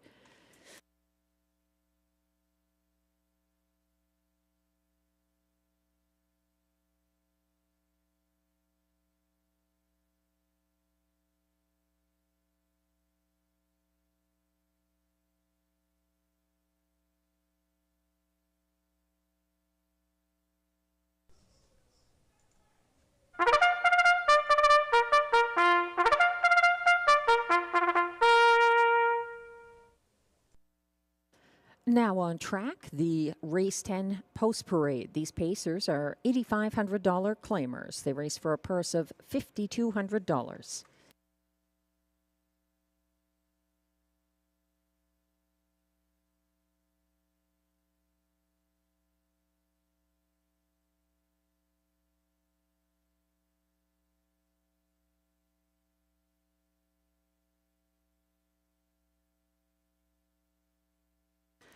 Leading the post parade is number 1, Old Buck, owned by Jean Laranche with André Pelletier, trained by Eric Millot and driven by Marie-Claude Auger.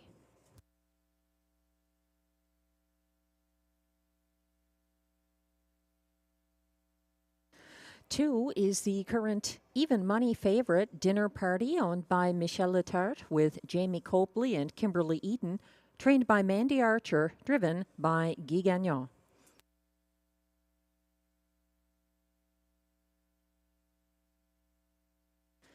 Three is Beef and Cheddar, owned by Jamie Copley, Kimberly Eaton, Darren Tingley, and Dwayne Tingley, trained by Mandy Archer, driven by Robert Shepard.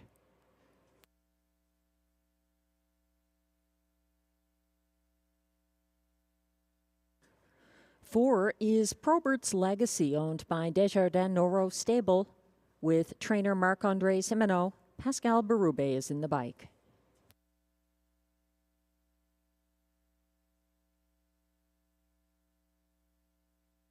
5 is What's in the Esky, owned by trainer Gerard Vaillancourt, driven by Jimmy Gagnon.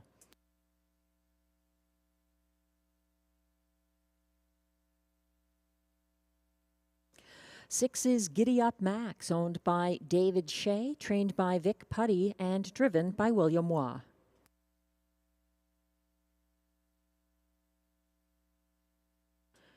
7 is The Dog in the Fight, owned, trained, and driven by Jason Gilchrist.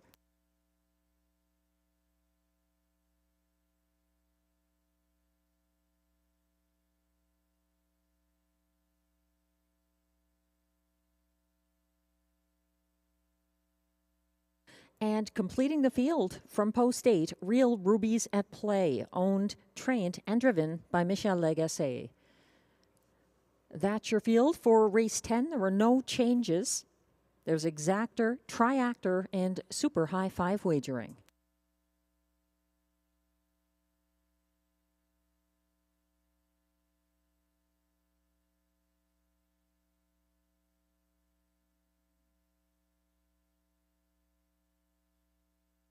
We're taking a closer look at the 8-5 current favorite in race 10. That's number 2, Dinner Party. He wired from the Rideau rail for Guy Gagnon on October 31st, parking challenger What's in the Esky on the first turn. Dinner Party held off the parked out Beef and Cheddar by a diminishing margin down the stretch.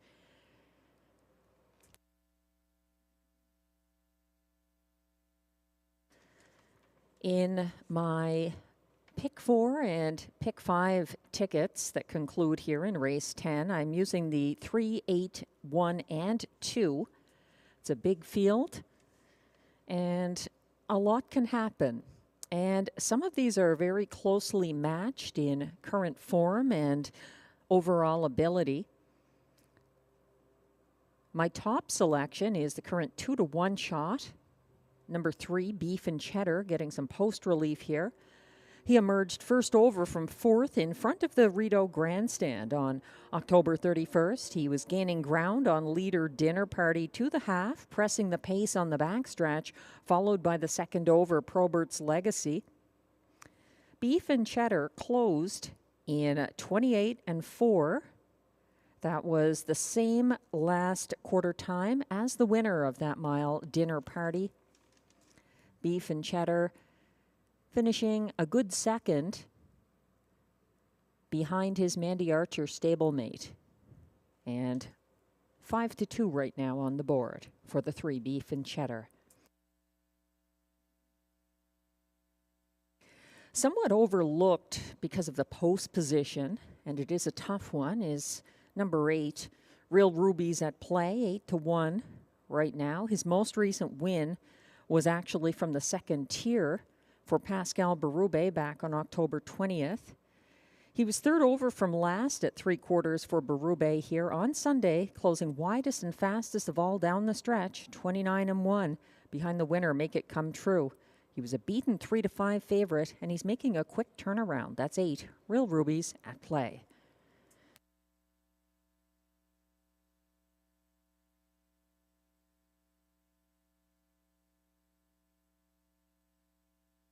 The starter has called the field for race 10. Your last chance tonight to play Rideau Carleton. Thanks for the wagering support. They're lined up for the Robbie D'Alessandro pace. 1 is Old Buck for Marie-Claude Auger. 2, Dinner Party, Guy Gagnon. 3, Beef and Cheddar, Robert Shepard. 4, Probert's Legacy, Pascal Berube. 5, What's in the Esky, Jimmy Gagnon. 6, Giddy Up Max, William Waugh. 7, The Dog in the Fight, Jason Gilchrist. And 8, on the outside, Real Rubies at Play for Michel Legasse. They're coming off the turn onto the backstretch, all in line for the start of race 10.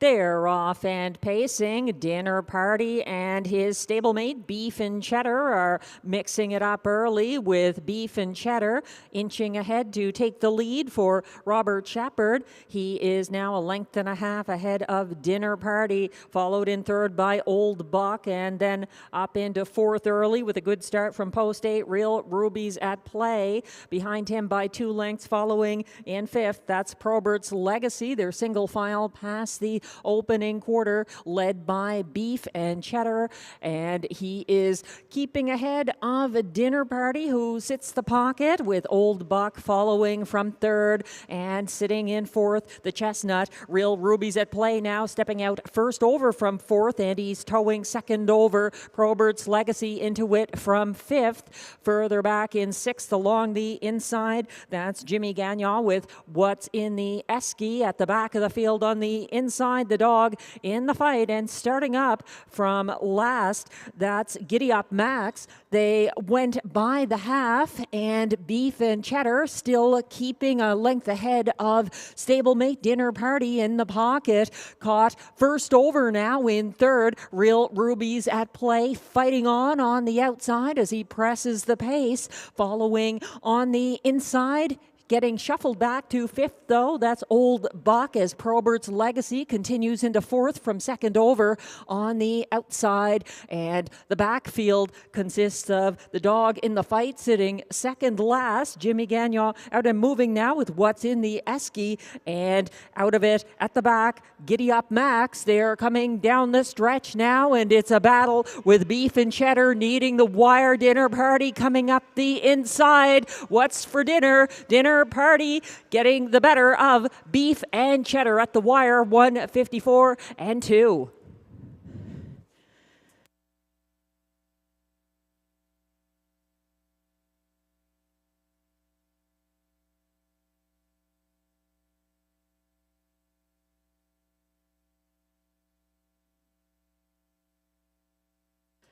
The earlier fractions displayed will need to be corrected. We apologize, there's a technical issue there. An exciting battle down the stretch with Beef and Cheddar getting edged out up the passing lane by Dinner Party. Guy Gagnon's fifth win of the night. It was close for show. It looked like Real Ruby's at play, holding off Probert's Legacy. We'll have to wait for the picture on that one.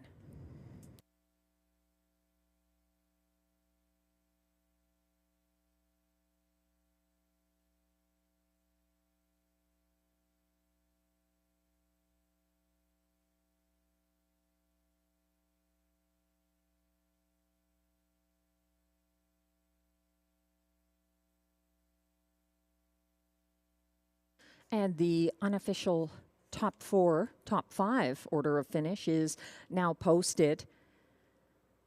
Number 2, Dinner Party, the race winner for Guy Gagnon. Second, as 3-5 beaten favorite. Number 3, Beef and Cheddar. Holding on for show was the 8, Real Ruby's at play. Fourth was the 4, Probert's Legacy. And closing to complete the super high five was the 5, What's in the Esky. So the unofficial top 5 order of finish, 23845. Please hold all tickets.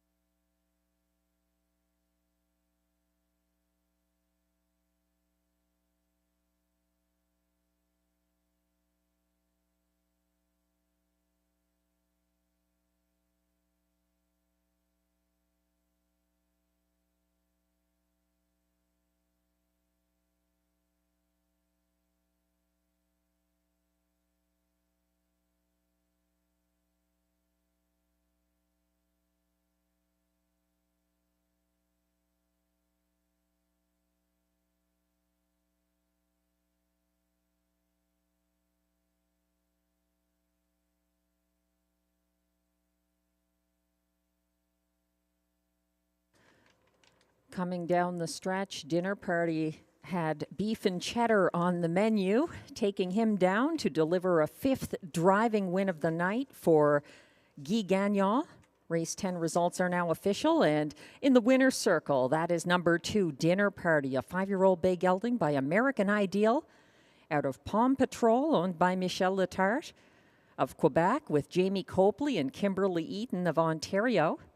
Dinner Party was bred by Stephen Klunowski of Ontario, trained by Mandy Archer and driven by Guy Gagnon and an enterprising young driver in the sulky there for the photo.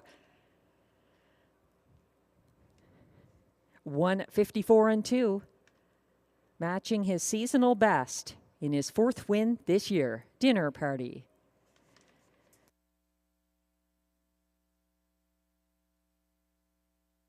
And prices are now posted for race 10, number 2.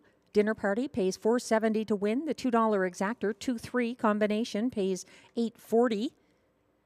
The $1 pick 3 here, 2-5-2 combination, 3 of 3 pays $32.95. 4 of 4 in the $1 pick 4, $355.20. The $1 pick 5, 6-2-2-5-2 combination, 5 of 5 pays $1,423.30.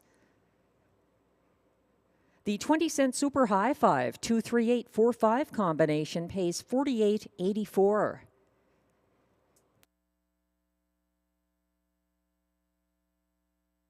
And the $1 triactor here, 238, pays $14.55. It's $29.40 for the $2 late double 5-2 combination.